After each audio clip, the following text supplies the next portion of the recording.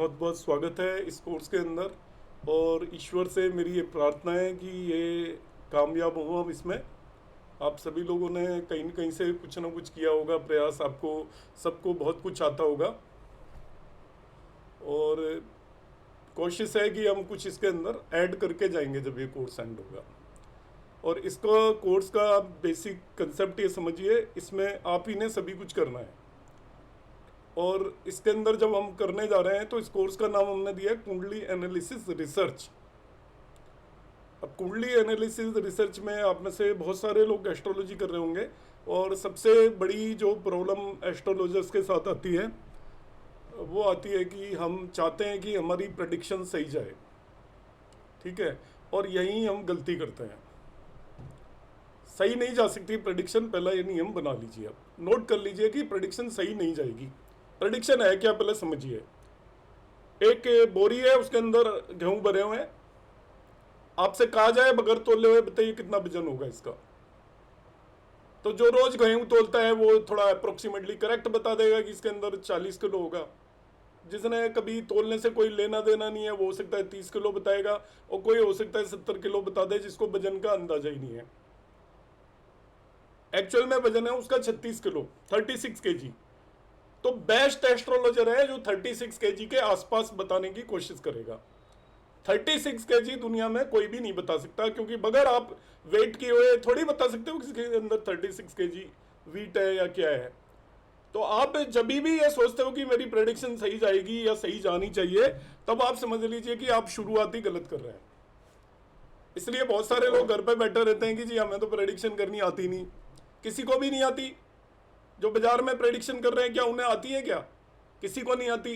जो बहुत बड़े बड़े बाबा बने हुए बैठे हैं और आप देखते हो लंबी लंबी दाढ़ी रखे कुछ भी बोल देते हैं, जुलाई के अंदर इंडिया बर्बाद हो जाएगा, इंडिया पाकिस्तान की लड़ाई हो जाएगी। कितने वीडियो देखे होंगे आपने?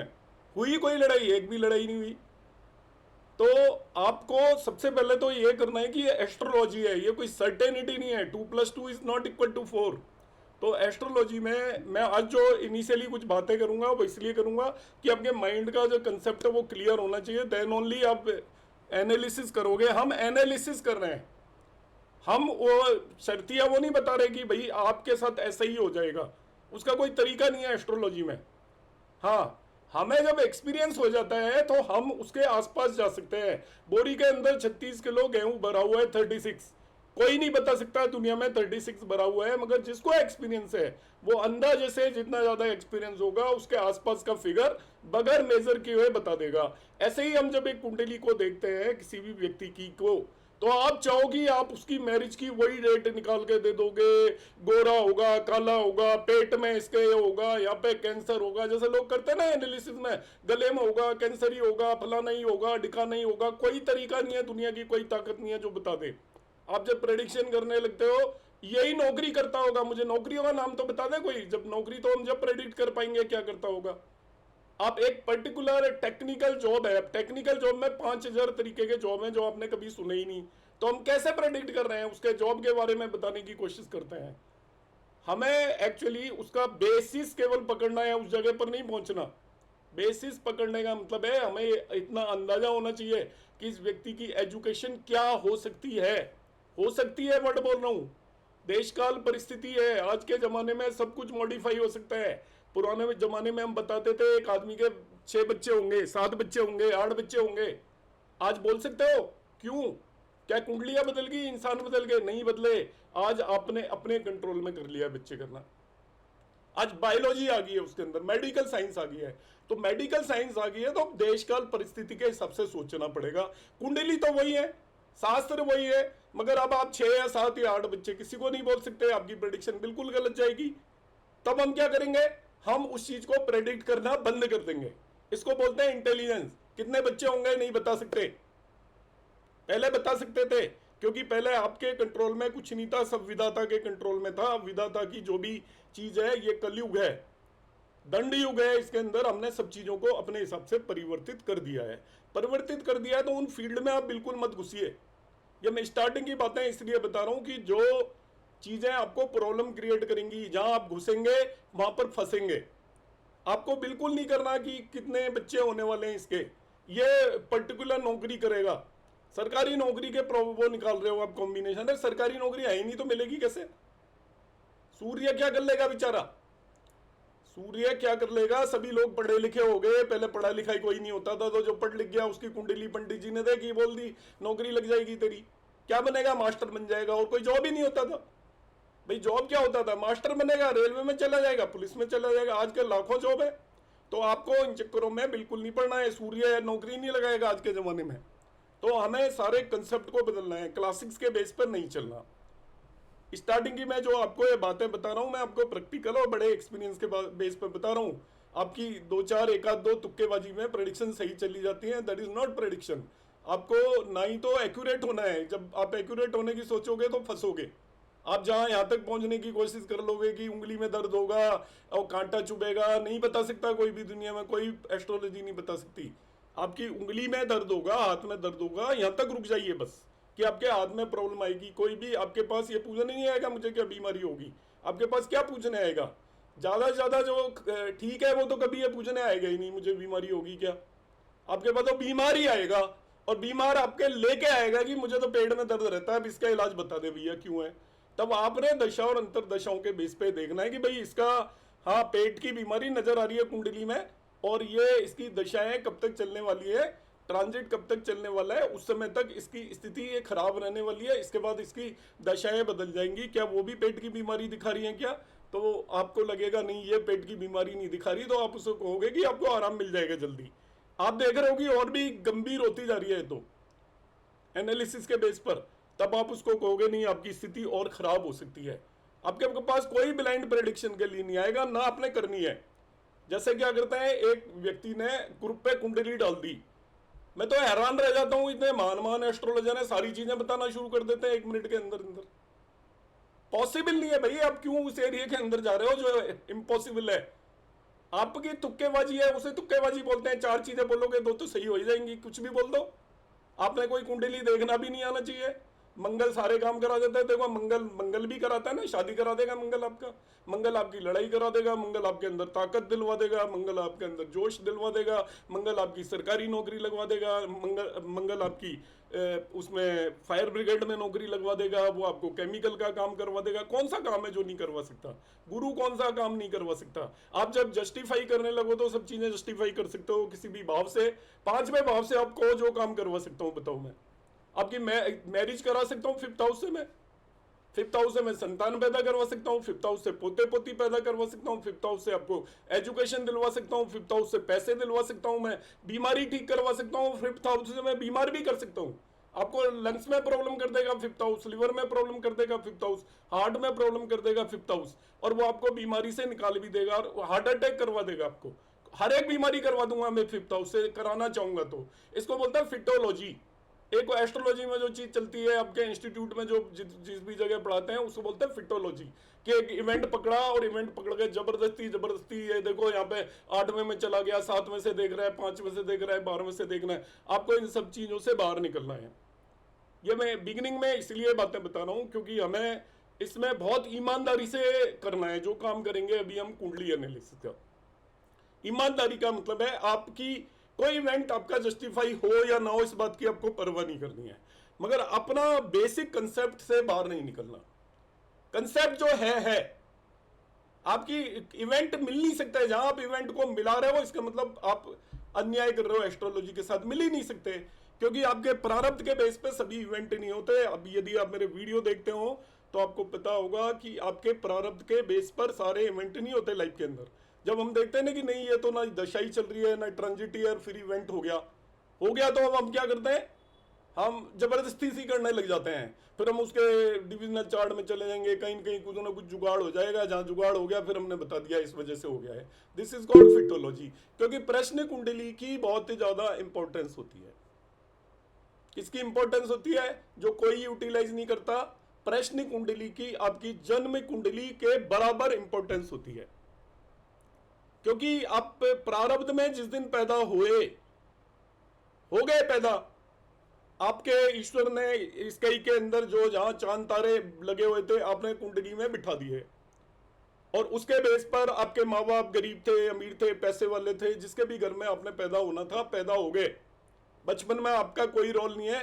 आप जिस घर में पैदा हुए, यदि अमीर के घर में हो तो पब्लिक स्कूल में पढ़ लोगे, गरीब के घर में हो तो किसी सरकारी स्कूल में पढ़ लोगे। पता लगा कहीं पहाड़ी पे चार घर के गांव में पैदा हुए हो तो हो सकता है स्कूलिंग भी ना हो पाए आपकी, उसमें आपका कोई बस नहीं है, वो आपका प्रारब्ध है।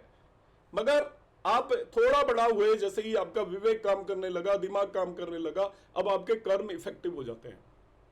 कर्म इफेक्टिव होने का मतलब क्या है? आपकी प्रश्न कुंडली बनना शुरू हो गई। प्रश्न कुंडली आपकी हर दिन बदल जाती है, हर घंटे बदल जाती है, हर मिनट बदल जाती है, क्योंकि हमारे विचार बदलते रहते हैं, हमारे काम कर्म बदलते रहते हैं। तो जैसे जैसे हमारे कर्म बदलते रहते हैं, आपकी जो जन्म कुंडली है उसका रोल रिड्यूस होता जाता है, और आपकी प्रश्न कुंडली का रोल लाइफ में आगे जैसे जैसे बढ़ते जाओगे बढ़ता जाएगा। तो जब भी आप प्रेडिक्शन देना चाहते हो, आप जन्म कुंडली देखिए, मैं मना नहीं कर रहा, मगर उससे इवेंट को आप वेरीफाई करिए प्रश्न कुंडली से, कि आपकी उस समय की प्रश्न कुंडली, जब वो व्यक्ति आपके पास आया, क्या वो उस इवेंट को जस्टिफाई कर रही है या नहीं कर रही है। मैं आपको करके भी बताऊंगा क्लासेस में, अभी कमिंग क्लासेस में किस तरीके से देखना है। अभी मैं आज जनरल सी बात करूंगा, आज की क्लास के अंदर जनरल बात करूंगा केवल।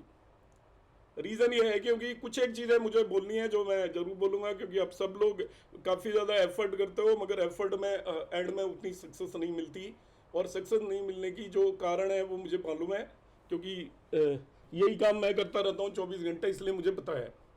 तो आपको प्रश्न कुंडली का यूटिलाइजेशन ऑलवेज करना है जब भी प्रेडिक्शन करनी है। ब्लाइंड प्रेडिक्शन नहीं करनी, नियम बना लीजिए। कुंडली आई, बहुत तो ये भी नहीं पूछते उसका जन्मदिन क्या है, क्या नवांश है, दशमांश है, वो एक छाप देते हैं, कुंडली ग्रुप पे भेजी, और महान महान एस्ट्रोलॉजर है वो उसके बारे में सब कुछ बता देते हैं। कैसे बता सकते हो आप? अरे वो मजदूर के बच्चे की कुंडली है, किसी अंबानी के बच्चे की कुंडली है, सेम कुंडली है दोनों की है। अंबानी के बच्चे के केस में आप वो प्रेडिक्शन नहीं दे सकते जो कि मजदूर के बच्चे के केस में दे रहे हो। आपके देश काल परिस्थिति के हिसाब से प्रेडिक्शन होती है, कभी भी प्रेडिक्शन कुंडली के बेस पर नहीं होती। जब तक आपको पर्सन का किस जगह का रहने वाला है, कौन सा समय चल रहा है, आज का समय और परिस्थिति क्या है उसकी, उसके बगैर आप कुछ भी प्रेडिक्शन नहीं कर सकते। कोई बंदा आपसे पूछने आया मैं क्या काम कर सकता हूं, देखिए मैं आपको एग्जांपल बता रहा हूं, थोड़े कंसेप्ट को दिमाग में रखिएगा। आप कैसे बता दोगे क्या काम कर सकते हो? बता रहे होते हैं बड़े मजे से, तू ये कर ले, तू, अरे भाई उससे पूछते सही उसकी कैपेबिलिटीज क्या है। मैं उसको बिजनेस बता दूंगा, होटल खोल ले भैया तू, तो ताज पैलेस जितना बड़ा, ताज पैलेस होटल खोलने की उसकी कैपेसिटी तो होनी चाहिए। या नौकरी कर ले आर्मी में, तुम्हारे लिए आर्मी में नौकरी बहुत अच्छी है, मंगल 10वें भाव में बैठा है या मंगल 10th हाउस को देख रहा है, उसमें उसकी एजुकेशन भी है कि नहीं आर्मी में नौकरी करने लायक। मंगल से रिलेटेड हो सकता है उसको लोहा पीटना पड़े बैठ के, वो भी तो मंगल का ही काम है। जो आपके लोहार जो काम करते हैं वो मंगल का ही तो काम है, फायर से रिलेटेड काम है। हो सकता है उसको कुछ और बेल्डिंग करनी पड़े लोहे पर, वो भी तो मंगल का ही काम है। आप उसको देखो ना, उसकी परिस्थितियां क्या है, उसकी एजुकेशन क्या है, उसकी कैपेबिलिटीज क्या है। बगैर उसके आप उस पर्सन से जिसकी भी प्रेडिक्शन कर रहे हो, कम से कम 20 क्वेश्चन की एक लिस्ट बनाइए। पहले सबसे पहले वो चीजें पूछिए, उसके बगैर आगे कभी नहीं बढ़ना। वो 20 क्वेश्चन की लिस्ट ये बनानी है, पिताजी क्या करते हैं, माताजी क्या करती है, एजुकेशन क्या है, क्वालिटी ऑफ एजुकेशन क्या है। क्वालिटी का मतलब सरकारी स्कूल में पढ़ा है, गवर्नमेंट स्कूल में पढ़ा है, आईआईटी से पढ़ा है या वैसे स्कूल से पढ़ा है, पिताजी ने पैसे देके क्वालिफिकेशन लगाई है। इंजीनियरिंग क्वालिफिकेशन होगी, जनरलाइज कर लेते हैं, इंजीनियरिंग में दिन रात का अंतर है। एक इंजीनियर वो है जिसको इंजीनियरिंग की ABCD नहीं होती आती, और एक इंजीनियर IIT से करके है, दोनों की क्वालिटी में डिफरेंस है। तो आप उससे पूछिए भैया तेरी एजुकेशन की क्वालिटी क्या है। जब वो जॉब के लिए आएगा तो उसकी क्वालिटी ऑफ एजुकेशन देखे बगैर कैसे जॉब प्रेडिक्ट कर रहे हैं हम। तो आप ये सभी केसेस में नोट करिए। इसके बाद उसके लाइफ के इवेंट देखिए कि भाई उसने जब स्कूलिंग की थी तो स्कूलिंग के अंदर कैसा था उसका स्कूलिंग, क्या क्लास के अंदर स्ट्रगल करके पास हुआ था या उसका बड़ा नेम फेम था, क्लास टॉप करता था, इंजीनियरिंग की तो किस कॉलेज से की। ये सारी चीजें मतलब आपको उसके बारे में एक आइडिया हो जाना चाहिए कि बैकग्राउंड क्या है पर्सन का। अब आप जब प्रेडिक्ट करोगे तो उस बैकग्राउंड को दिमाग के अंदर रखना है। आप उसको ये नहीं कह सकते तू कहीं किसी के ऑफिस में जाके पियोन का काम कर ले, पानी पिला दे, और यदि उसका बैकग्राउंड ठीक ठाक नहीं है, उसको खाने के भी लाले पड़ रहे हैं, तो आप ये भी कह सकते हो भाई किसी दुकान पे जाके नौकरी कर ले। राशन की दुकान पे लोग काम करते हैं, वो भी तो प्रोफेशन ही है, वहां पे जाके नौकरी कर ले। और यदि वो अच्छे घर का है तो आप उसको उस हिसाब से बताओगे। पता लगा पिताजी के पास बहुत मोटा पैसा है, तो आप उसको बिजनेस भी बता सकते हो कि वो कह रहा है जी मेरी तो मॉल में 3 दुकानें हैं या फलाने मार्केट में बड़ी बड़ी दुकानें हैं, तो अकॉर्डिंगली आप उसको प्रोफेशन बताओगे। तो प्रोफेशन कभी ऐसे नहीं बताया जाता ब्लाइंडली, ये कर ले वो कर ले, तेरी तो ये मंगल कर रहा है, बुध कर रहा है, कोई कुछ नहीं करता। बुध बुद्धू भी बना देता है, और बुध आपको टाइकून भी बना देता है। बुध बुद्धू भी बनाता है, बुध का मतलब बुद्धू, और बुध आपको बिजनेस टाइकून बनाता है। तो वही बुध 10वें भाव में बैठा हुआ है, उच्च का। 6 साइन के अंदर बुध 10वें भाव में उच्च का बैठा हुआ है, वो आपको बिजनेस टाइकून बना सकता है, मगर हर एक को नहीं बना सकता। आपको देशकाल परिस्थिति के बगैर कोई भी एक भी प्रेडिक्शन कभी भी नहीं करनी है।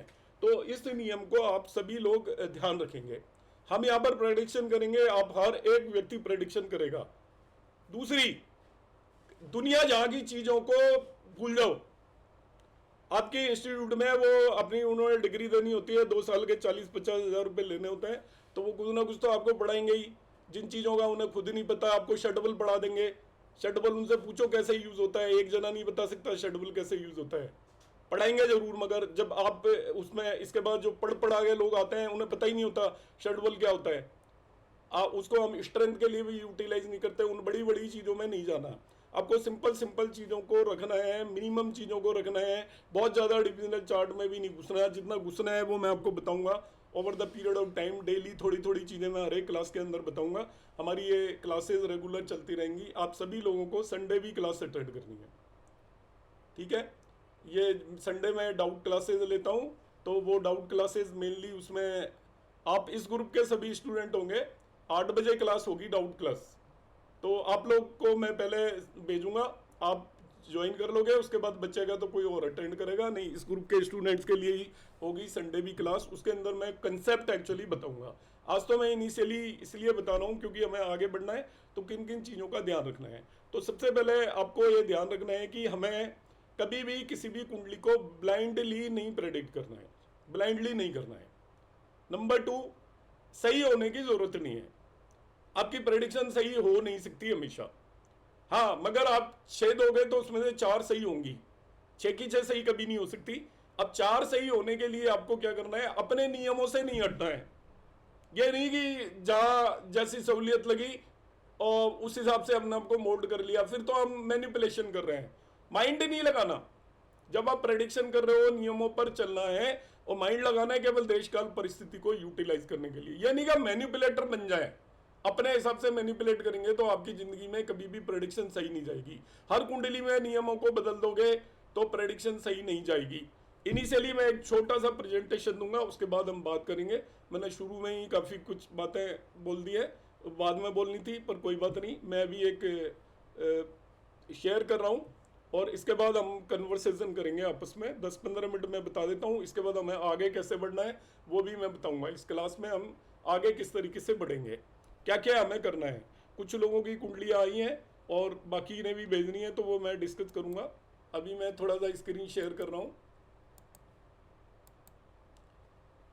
वन मोर थिंग, इसके अंदर जो भी स्टूडेंट्स हैं वो लाइव क्लासेस में आए।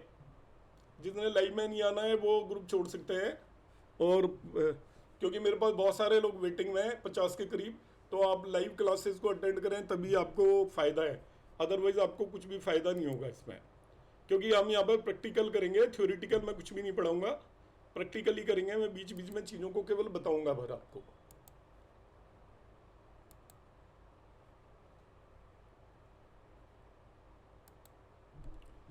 तो हाउ टू एनालाइज कुंडली इन द मॉडर्न वे ये कोर्स है। तो शुरुआत हमें करते हैं गणेश जी की आराधना से।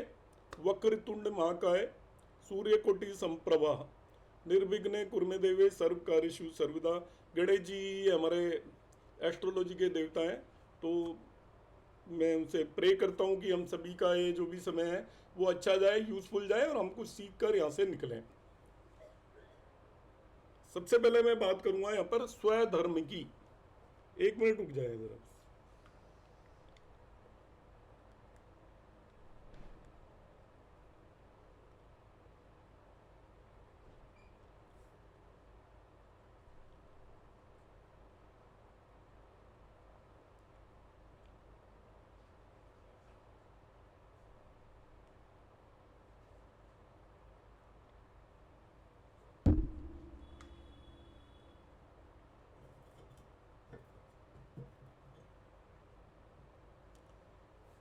देखिए, एस्ट्रोलॉजी एक शापित विद्या है, शापित विद्या है ये फलती नहीं है यदि आप इसके अंदर थोड़ा भी बेईमानी करने की कोशिश करोगे। आप देख सकते हो कि बहुत सारे लोग बहुत मोटी मोटी फी ले लेते हैं, आपको बेवकूफ़ बनाएंगे। 4 महीने की किताब बनवा लो, 5 साल की किताब बनवा लो, यहाँ जहाँ की रेमेडीज बनवाएंगे, फलती नहीं है उनको। पीढ़ियाँ खराब हो जाती हैं यदि आप इसके अंदर लोगों को बरगला रहे हो। यहाँ पर पहला नियम है इसका स्वधर्म। ये मैं क्लासिक से लेकर बता रहा हूँ इन चीज़ों को। कई तरीके के धर्म होते हैं, जिसे आप धर्म मानते हो वो पर धर्म है, स्वधर्म किसी को नहीं पता। स्वधर्म मैं आपको यहाँ पर बताऊंगा जब आप एस्ट्रोलॉजी करेंगे, तो आपका अपना क्या धर्म है एस्ट्रोलॉजी करते टाइम, उसको आपको ध्यान रखना है। इन पॉइंट को आप ध्यान रखेंगे, उसके बेस पर एस्ट्रोलॉजी करेंगे। फर्स्ट वन है बिलीव इन द गॉड। यदि आपका ईश्वर में विश्वास नहीं है और सनातन धर्म में विश्वास नहीं है, तो आपके लिए एस्ट्रोलॉजी का कोई मतलब नहीं है। Collect all possible information from native before going through analysis, ये दूसरा नियम है। आपको सभी इंफॉर्मेशन लेनी है और इन नियमों को आपको स्ट्रिक्टली फॉलो करना है। नेक्स्ट वन है नेवर एनालाइज ए ब्लाइंड कुंडली टू इम्प्रेस अदर्स। दूसरों पर इंप्रेशन दिखाने की कोशिश नहीं करनी। यानी जो अक्सर हमारी टेंडेंसी हो जाती है कि दूसरे लोगों को हम इम्प्रेस करते हैं कि भाई मैंने कुछ बता दिया, वो आदमी इम्प्रेस हो गया। बिजनेस पॉइंट ऑफ व्यू से ठीक है कभी कभार, पर वॉइस किसकी आ रही है?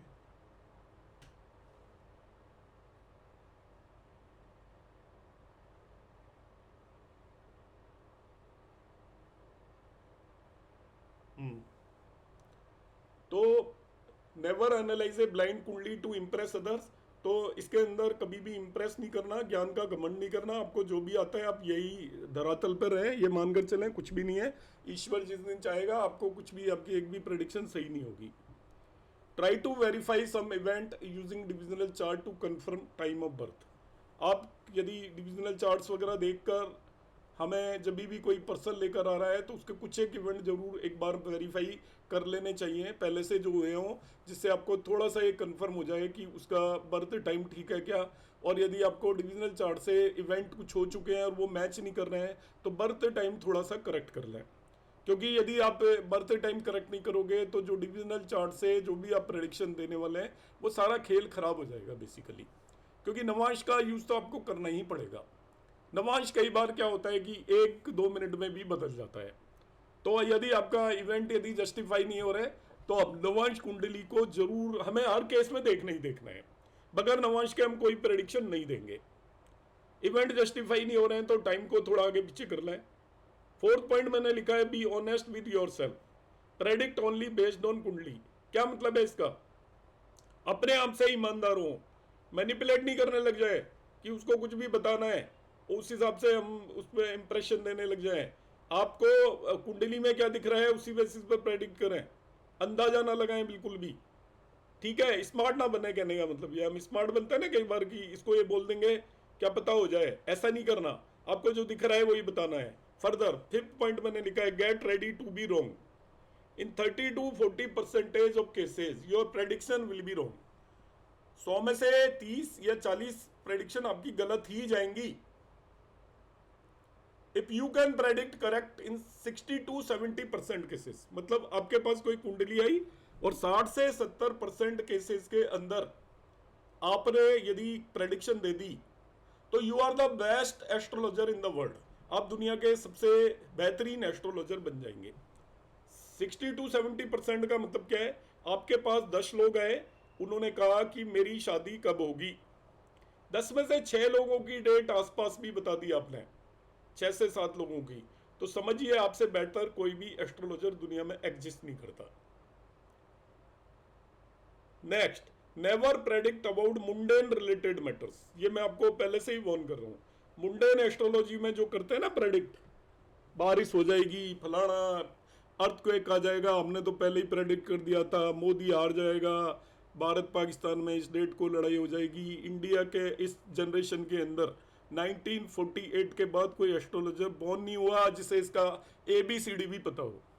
मैं आपको बिल्कुल स्ट्रिक्ट वर्ड में बोलूँ, ABCD भी नहीं पता आज की डेट में किसी को इसका। आप में से जिसे पता होगा वो भी गलत फहमी में होगा।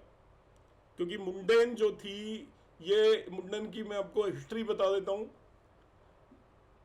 No astrologer know anything about mundane in current generation, कुछ भी नहीं पता है। It was applicable for a very small piece of land. जो मुंडेन थी वो बहुत स्मॉल पीस ऑफ लैंड पर एप्लीकेबल होती थी, in which general idea of nature was more important than astrology.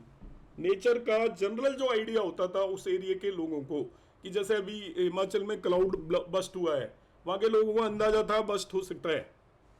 अब ऐसे में उसको थोड़ा एस्ट्रोलॉजी आती है तो दोनों को मिक्स करके वो वहां का जो एस्ट्रोलॉजर है वहां के बारे में प्रेडिक्ट कर देगा। दुनिया की जो बाउंड्रीज हैं, ये भारत है, ये पाकिस्तान है, ये हमने बनाई है, एस्ट्रोलॉजी से नहीं बनी हुई है। तो एक ही लैंड थी, आज उसे भारत पाकिस्तान बोल रहे हैं हम। कैसे प्रेडिक्शन कर दोगे? तो एक ही देश था प्राचीन काल में, भारत पाकिस्तान अफगानिस्तान तो एक ही देश था। भारत पाकिस्तान वॉर कैसे प्रेडिक्ट कर रहे हो आप? क्या चेंज हो गया? वो तो लैंड ऑफ मास तो वही है। तो ये सब तुक्केबाजी है। कहीं पर कुछ सही हो गया बाय द वे तो मैंने कहा था, नहीं सही हुआ तो कौन पूछ रहा है जी आपने कहा था, सही तो नहीं हुआ। हजारों लोग प्रेडिक्ट करते रहते हैं, कुछ उनमें से किसी एक आध की कोई एक आध बात सही हो जाती है। तो आपने कभी प्रेडिक्ट नहीं करना है, सीखने के लिए कोशिश करते रहना है कि कोई एक इवेंट हुआ, अब उसका आप रीजन ढूंढिए क्या वजह रही होगी। ढूंढते ढूंढते यदि आप कहीं कुछ पहुंच जाते हो किसी निष्कर्ष पे तो बात अलग है, मगर इनमें इस तरीके के ना तो आपने किसी के चैलेंजेस को एक्सेप्ट करना है जो ये कहते हैं ऐसा होगा, एक भी बात नहीं होती। वो केवल वेशभूषा ऐसी बनाकर आते हैं कि लोग इंप्रेस हो जाते हैं कि पता नहीं ये टर्म ऐसी लेके आ जाते हैं कि लोग उनसे काफ़ी इंप्रेस हो जाते हैं कि ये लंबी सी दाढ़ी रखी हुई है, ऊपर तिलक लगा लिया और रुद्राक्ष की माला डाली हुई है तो ये पता नहीं कोई बहुत ज्ञानी व्यक्ति होगा। नहीं, ज्ञानी व्यक्ति होने के लिए इनमें से कोई भी भेष रखने की जरूरत नहीं है। आप एक स्मार्ट बंदे रहकर भी ज्ञानी हो सकते हो। Next, always be positive and try to find solution not obstructions. अब कुंडली देखने में राहु केतु को नहीं देखना, शनि को नहीं देखना। राहु और केतु को देखकर केवल उसको दुख दर्द बता रहे हैं, नहीं। आपको ऑलवेज ये बताना है कि सही समय कौन सा है, उसकी प्रॉब्लम्स का सॉल्यूशन के लिए व्यक्ति आया आपके पास, ऑब्स्ट्रक्शन जानने के लिए नहीं आया है। आप केवल इतना भर देखिए कि उसकी जो समस्या है उसका निवारण कब होने वाला है, कब होने वाला है, सही समय कब आएगा। जो बुरा समय है उसका सही समय आएगा। जिसने मेरी दशा की क्लासेस अटेंड की होगी उसे पता होगा, कभी भी दो दशाएं लगातार एक जैसी बहुत खराब नहीं जा सकती। एक खराब है तो दूसरी अच्छी आएगी। प्रकृति का नियम है, रात है तो दिन होगा। रात चल रही है आपकी जिंदगी के अंदर तो दिन आने वाला है, और दिन चल रहा है तो तैयार हो जाइए, रात आने वाली है। इसके अलावा एस्ट्रोलॉजी भी कुछ नहीं है।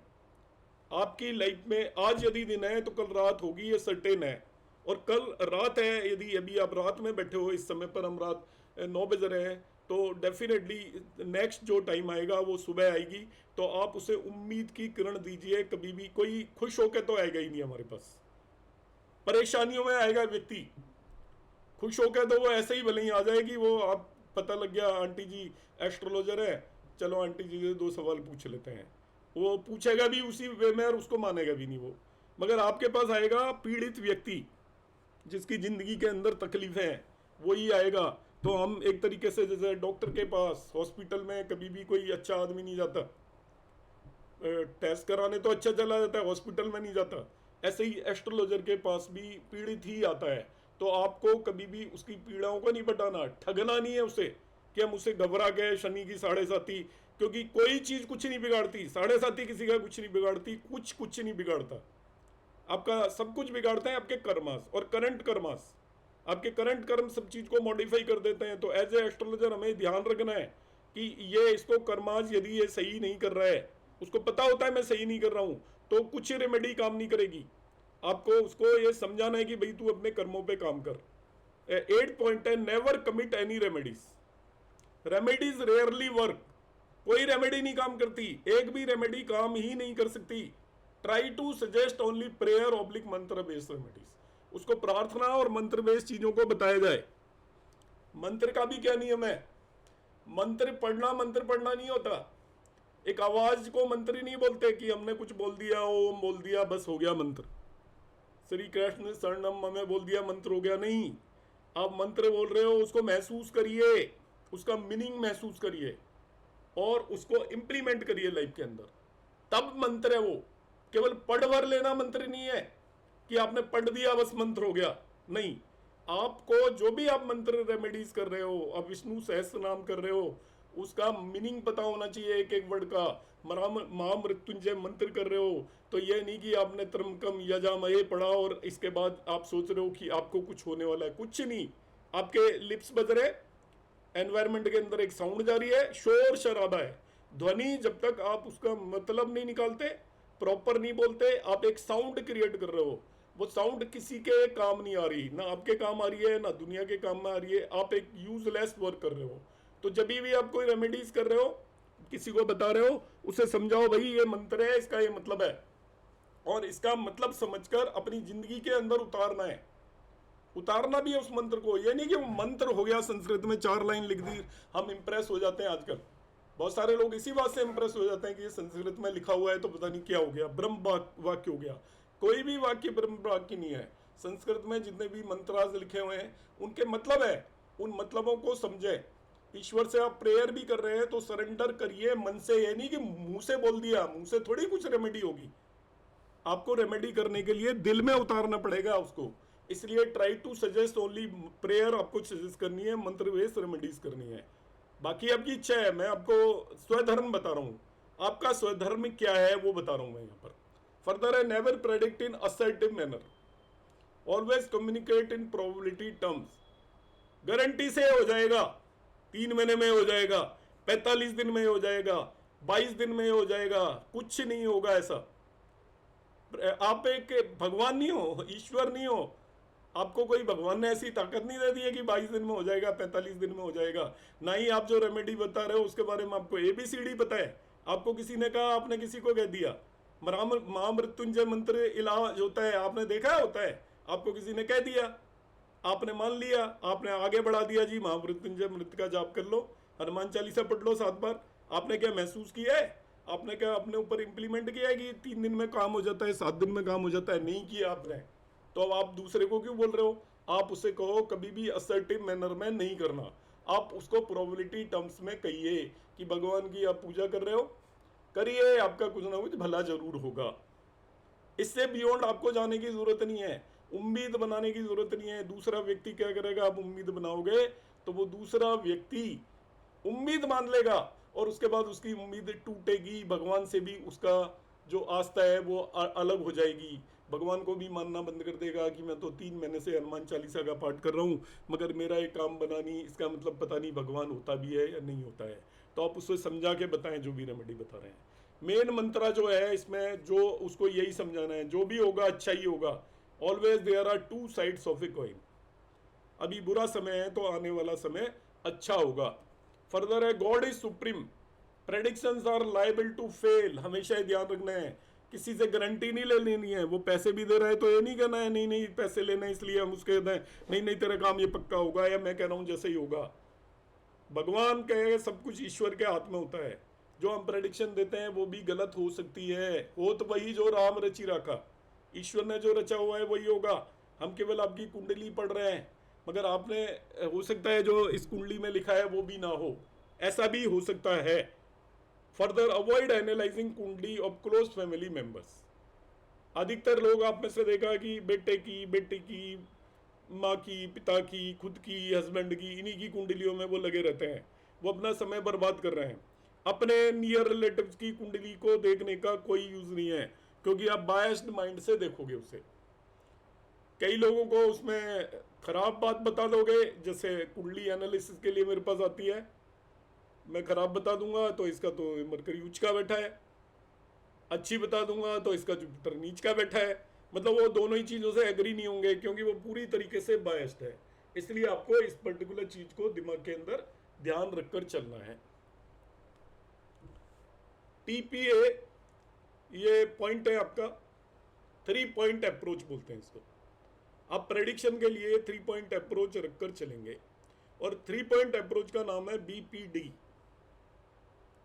BPD है, बी का मतलब होता है बुक्स।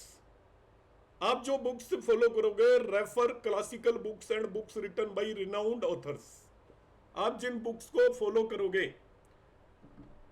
क्योंकि आपका मेरे से एसोसिएशन हुआ है तो मैं अपने पॉइंट ऑफ व्यू आपके सामने रखूंगा। आप उनसे हो सकता है एक से भी एग्री ना करो, कोई बात नहीं, पर मैं अपने पॉइंट ऑफ व्यू रखूंगा। आप जिन भी ऑथर्स का नाम जानते हो आज के समय पर, उनकी ऑथेंटिसिटी आप नहीं जानते, किसने कौन सी चीज़ कहाँ से उठाई है, कहीं पर है भी या नहीं है। जिन भी ऑथर्स की बुक चलती है, मैं किसी ऑथर का नाम नहीं लूँगा यहाँ पर, जो बहुत रिनाउंड ऑथर्स हैं, जिनके नामों पर इंस्टीट्यूट चल रहे हैं, कहीं से उठाकर कुछ भी उन्होंने डाला हुआ है अपनी बुक्स में, तो आप उन पर ज़्यादा रिलाय ना करें। आप क्लासिकल बुक्स पर रिलाय करें जब भी पढ़ रहे हैं। तो किसी की भी कोई भी बुक आपकी पॉपुलर चल रही है, जिसने किसी ने कोई 50 सूत्र दे दिए, 100 सूत्र दे दिए, 200 सूत्र दे दिए, बिल्कुल चक्कर में मत पड़िएगा, वो मनगढ़ंत सूत्र हैं। ऐसा मैं आपको इसलिए बोल रहा हूँ क्योंकि मैं एसोसिएट हूँ ऐसे बहुत सारे लोगों से जो बुक्स वगैरह लिखते हैं, और वो किस तरीके से लिखते हैं। इसलिए आपको क्या है, जब भी आप बुक की बात करते हो तो ज़्यादा रिलाई करिए क्लासिकल बुक्स पे, जो हमारे ऋषि मुनियों ने लिखी हुई है। बृहद पाराशर होरा शास्त्र हो गई, सरावली हो गई, आपका जातक परिजात हो गई, या सरवार चिंतामणि हो गई, इस तरीके की जितनी भी बुक्स हैं, आपका भावार्थ रत्नाकर हो गई, इस तरीके की बुक्स पर आप, क्योंकि ये क्लासिकल वो है एस्ट्रोलॉजी साइंस, तो आप क्लासिक्स पर ज़्यादा डिपेंड करें। तो पहली चीज़ ये है कि जिस मर्जी की उठाकर बुक्स नहीं ले लेनी। जो आपके यूट्यूब पर बैठकर वीडियोस बना रहे हैं लोग, अपनी बुक को कोई सरल, कोई सिंपल, कुछ ज्योतिष बना बनाकर जो बेच रहे हैं, आप उनके चक्कर में बिल्कुल भी ना पड़ें, क्योंकि उनका आपको बैकग्राउंड नहीं पता। आप तो सोचोगे उम्र के हिसाब से देखकर, गेटअप के हिसाब से हम उसको अच्छा या बुरा एस्ट्रोलॉजर मानते हैं कि ये गेटअप से ऐसा लग रहा है, इसने कोई नई बात बता दी। जरूरी नहीं है नई बात बताई जाए वो सही हो, वो मनगढ़ंत भी हो सकती है, ध्यान रखना। और मैं आपको इसलिए आगाह कर रहा हूँ क्योंकि ऐसा ही है, मेरी नॉलेज में है ये चीज़, इसलिए मैं आपको बता रहा हूँ। इसलिए आप बुक्स जो लो, ऑथेंटिक ज़्यादा क्लासिक्स पर बेस्ड बुक्स लो, या आपको कोई ईमानदार कोई लोग लगते हैं कि भाई ये जो बात बताएंगे आपका जिस पे विश्वास बन जाता है, जिस पे भी बन जाए, मुझे कोई मना नहीं है उसमें, आप जिस पे भी विश्वास बनाते हैं उसकी कही हुई बातों को माने। दूसरा है P, practicality, means interpret the concept of classics in proper way as per desh kaal patra, don't use them as it is, apply your practical approach. मतलब आपको प्रैक्टिकलिटी का भी ध्यान रखना है, आपको क्लासिकल कंसेप्ट को इंटरप्रेट करना है देश काल परिस्थिति के हिसाब से। और कुंडली में कभी भी कोई एक ग्रह कुछ नहीं कर सकता। नियम बना लीजिए, 10वें भाव में शुक्र बैठ गया, फलाने भाव में बैठ गया, ढिकाने भाव में ये बैठ गया, ये अपना आप में बहुत ही गलत कंसेप्ट है। जब आप पाराशरी के बेस पर प्रेडिक्शन दे रहे हो, कोई भी एक प्लेनेट कभी कुछ नहीं कर सकता, किसी भी भाव में कोई भी प्लेनेट बैठा हुआ हो। रेट्रोगेट प्लेनेट से इतना ज़्यादा वो है मैस्मराइज, सारे लोग रेट्रोगेट को ऐसा समझते हैं पता नहीं रेट्रोगेट हो गया तो क्या हो गया, कुछ भी नहीं होता। रेट्रोगेट प्लेनेट को नॉर्मल प्लेनेट की तरह लीजिए। रेट्रोगेट प्लेनेट को इसलिए वो किया हुआ है कि हम जितने लोग एस्ट्रोलॉजी पढ़ते हैं, जानकारी कम है, ज़्यादातर हम कम पढ़े लिखे लोग हैं। एस्ट्रोलॉजी के अंदर कोई भी बहुत विद्वान लोग नहीं आते, बहुत ज़्यादा पढ़े लिखे लोग नहीं आते। पहले तो ये होता था कि नॉर्मल पूजा पाठ किया करते थे, वो एस्ट्रोलॉजी करते थे 5वीं 7वीं 8वीं। आजकल कुछ लोग आते हैं टाइम पास करने, अधिकतर, कि ठीक है अब कुछ करने के लिए नहीं है तो एस्ट्रोलॉजी कर ली, तो इसमें बहुत ज़्यादा रिसर्च नहीं है, इसलिए रेट्रोगेट प्लैनेट की अंडरस्टैंडिंग ही नहीं है लोगों को। और रेट्रोगेट के बेस पर हर इंस्टीट्यूट में यहाँ वहाँ डराया जाता है लोगों को कि ये रेट्रोगेट है। रेट्रोगेट होने से क्या फ़र्क पड़ता है, रेट्रोगेशन अपने आप में कुछ होता ही नहीं है। रेट्रोगेशन केवल एक रिलेटिव फिनोमिना है, आंखों का भ्रम है। अब जब आंखों का भ्रम है तो वो आपका क्या पूरी कुंडली को वो कर देगा क्या? इसलिए रेट्रोगेट हो गया इस तरीके की। और राहु और केतु और शनि वगैरह से इतना ज़्यादा परेशान होने की ज़रूरत नहीं है बिल्कुल भी कि आपकी सारी प्रेडिक्शन को बदलना है। रेट्रोगेट का रोल होता है डेफिनेटली, मगर उतना नहीं होता जितना हम लोग समझते हैं। हम लोग का मतलब अधिकतर लोगों को जो पढ़ाया जाता है रेट्रोगेट में, केवल आपकी जो प्रेडिक्शन की जो प्रेडिक्टेबिलिटी है वो रिड्यूस हो जाती है। बस इतना ध्यान रखिएगा। रेट्रोगेट पर मैं आपको बताऊंगा क्या एप्लीकेशन करना है, पर आप रेट्रोगेट को, जो मैं अक्सर सुनता हूँ, इतना ज़्यादा वेटेज रेट्रोगेट को देते हैं कि कह नहीं सकते। मैं कभी रेट्रोगेशन में आर को देखता ही नहीं हूँ। मैं रेट्रोगेट प्लेनेट को एज ए नॉर्मल प्लेनेट लेता हूँ except to health related matters.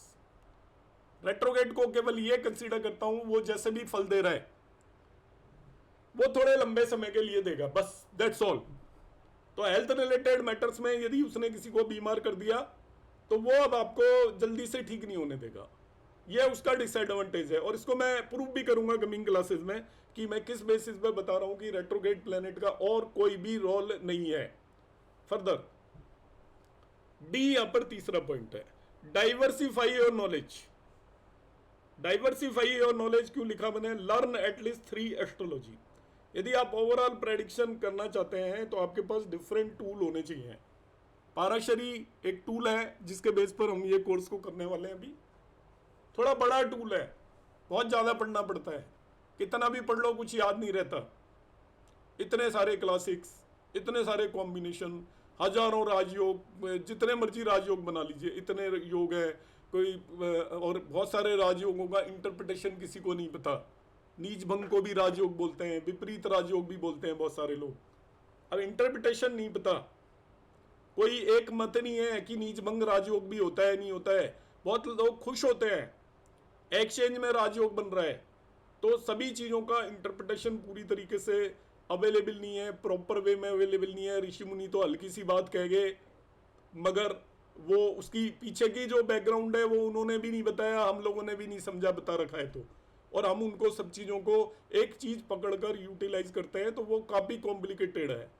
उसमें क्या होता है कि आप लोग यदि जो करना चाहें, जो कर भी रखा होगा आपने बहुत, तो उसमें आप छोटे छोटे टूल्स हैं, केपी एस्ट्रोलॉजी, नाड़ी एस्ट्रोलॉजी, इन्हें भी जरूर करें यदि आप एस्ट्रोलॉजी से बंधे रहना चाहते हैं। तो मतलब शौकिया भी कर रहे हैं और आपके पास टाइम है तो इनको जरूर आप अंडरस्टैंड करें, जिस तरीके से भी करना चाहें।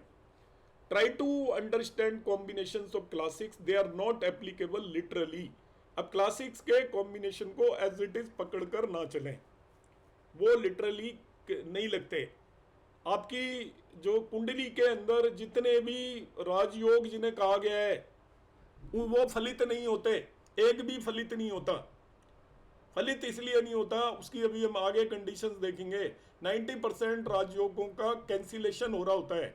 हम क्या करते हैं कि नीच भंग तो देख लेते हैं, मगर राजयोग भंग देखने की गलती नहीं करते। क्यों? हम घबराते ही केवल वो खराब चीज़ों से हैं। आपकी कुंडली के अंदर नीच का प्लेनेट है, बस उसे देखकर हम घबराना शुरू कर देंगे।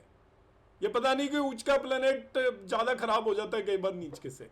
उच्च का प्लेनेट देखकर हम खुश होते हैं, कहीं पर भी बैठा हो, किसी भी स्थिति में हो, ये तो उच्च का है। इस तरीके के से इंटरप्रिटेशन आपको कभी भी नहीं करना। नीच उच्च से कुछ नहीं होता। ओवरऑल हम देखेंगे, अभी मैं थोड़ा सा समझाऊंगा भी, और आपको भी पता होगा। तो क्लासिकल कॉम्बिनेशंस को नहीं लेना है। What are the requirements? इनमें से मैं आपको चीज़ कोई भी नहीं कराने वाला, मैं केवल आपको इनिशियली आज की क्लास में बता रहा हूँ। ये सब चीज़ें आपको खुद पता होनी चाहिए। ये मैं PDF प्रोवाइड कर दूंगा और ये चेक लिस्ट ले लीजिए और इससे आप पढ़ लीजिए, और उसके बेसिस पर हम करेंगे, आप लोग करोगे और मैं उसमें आपकी मदद करूंगा। बस सबसे पहले रिक्वायरमेंट क्या है? आपको सभी प्लेनेट के सिग्निफिकेशंस पूरी तरीके से पता होने चाहिए। 9 प्लेनेट्स हैं और 9 प्लेनेट्स के आपको जितने ज़्यादा सिग्निफिकेशन पता हो उतने ही ज़्यादा एरियाज में आप एंटर हो जाओगे। Second, karaka related to each bhava and different aspect of life. कारका को हम बहुत कम यूटिलाइज करते हैं, तो कारका को यहाँ पे हमने बहुत ज़्यादा यूटिलाइज करना है। तो कारका रिलेटेड टू ईच भाव and different aspect of life. Astrology का मतलब होता है भाव फल। एस्ट्रोलॉजी भाव फल के अलावा तो कुछ है नहीं कि भाव का फल कैसा मिलेगा और कब मिलेगा। ये 2 क्वेश्चनों का आंसर एस्ट्रोलॉजी है बस, कि आपको किसी भी भाव का फल कैसा मिलेगा, कब मिलेगा। अब उसमें क्या होता है, जिनका रोल होता है, प्लैनेट्स का रोल होता है, कारक का रोल होता है। फर्दर भाव के अंदर राशि होती है, कैरेक्टरिस्टिक ऑफ साइन, इन तीनों चीज़ों का पता है तो ये तीनों के कॉम्बिनेशन को हम एस्ट्रोलॉजी बोलते हैं। प्लैनेट हो गया, भाव हो गया और राशि होगी। फिर हम देखेंगे सिग्निफिकेशंस ऑफ भावा। हर एक भाव के सिग्निफिकेशंस हैं, वो आपको पता होने चाहिए। फिर हम डिस्कस करेंगे नेचर ऑफ प्लैनेट, सभी को पता होनी चाहिए। नेचर ऑफ प्लैनेट्स के बारे में बहुत ही ज़्यादा वो है कंफ्यूजन, नेचर ऑफ प्लैनेट्स के बारे में। अभी मैं इस पर नेचर ऑफ प्लैनेट पर डिस्कस करूंगा आज की क्लास में। इसको जस्ट एंड करके टॉपिक को नेचर ऑफ प्लैनेट्स पे बात करूंगा मैं। फिर आता है नेचर ऑफ भावा। भाव का भी नेचर होता है, केंद्र, त्रिकोण बढ़िया माने जाते हैं, 6-8-12 को खराब माना जाता है। फिर 7th point, good and bad yogas in the chart. तो आप देखोगे किस तरीके के योग है चार्ट में। 8th है meaning of conjunction, aspect and placement. इन सब चीज़ों को हम अंडरस्टैंड यहाँ पर आना चाहिए आपको। Meaning of retrogression, combustion and planetary war, इन सभी चीज़ों का मतलब हमें पता होना चाहिए। Condition of planet in D1 and D9 chart, ये देखना आना चाहिए हमें कि D1 चार्ट में प्लेनेट किस कंडीशन में है, D9 चार्ट में प्लेनेट किस कंडीशन में है। फिर हम देखेंगे 64th नवामशा, 22nd दृष्टिकोण एंड 85th ददामशा, सर्प दृष्टिकोण वगैरह, ये सारी चीजें हम देखने की यहाँ पर कोशिश करेंगे। एक मिनट, क्या हुआ है?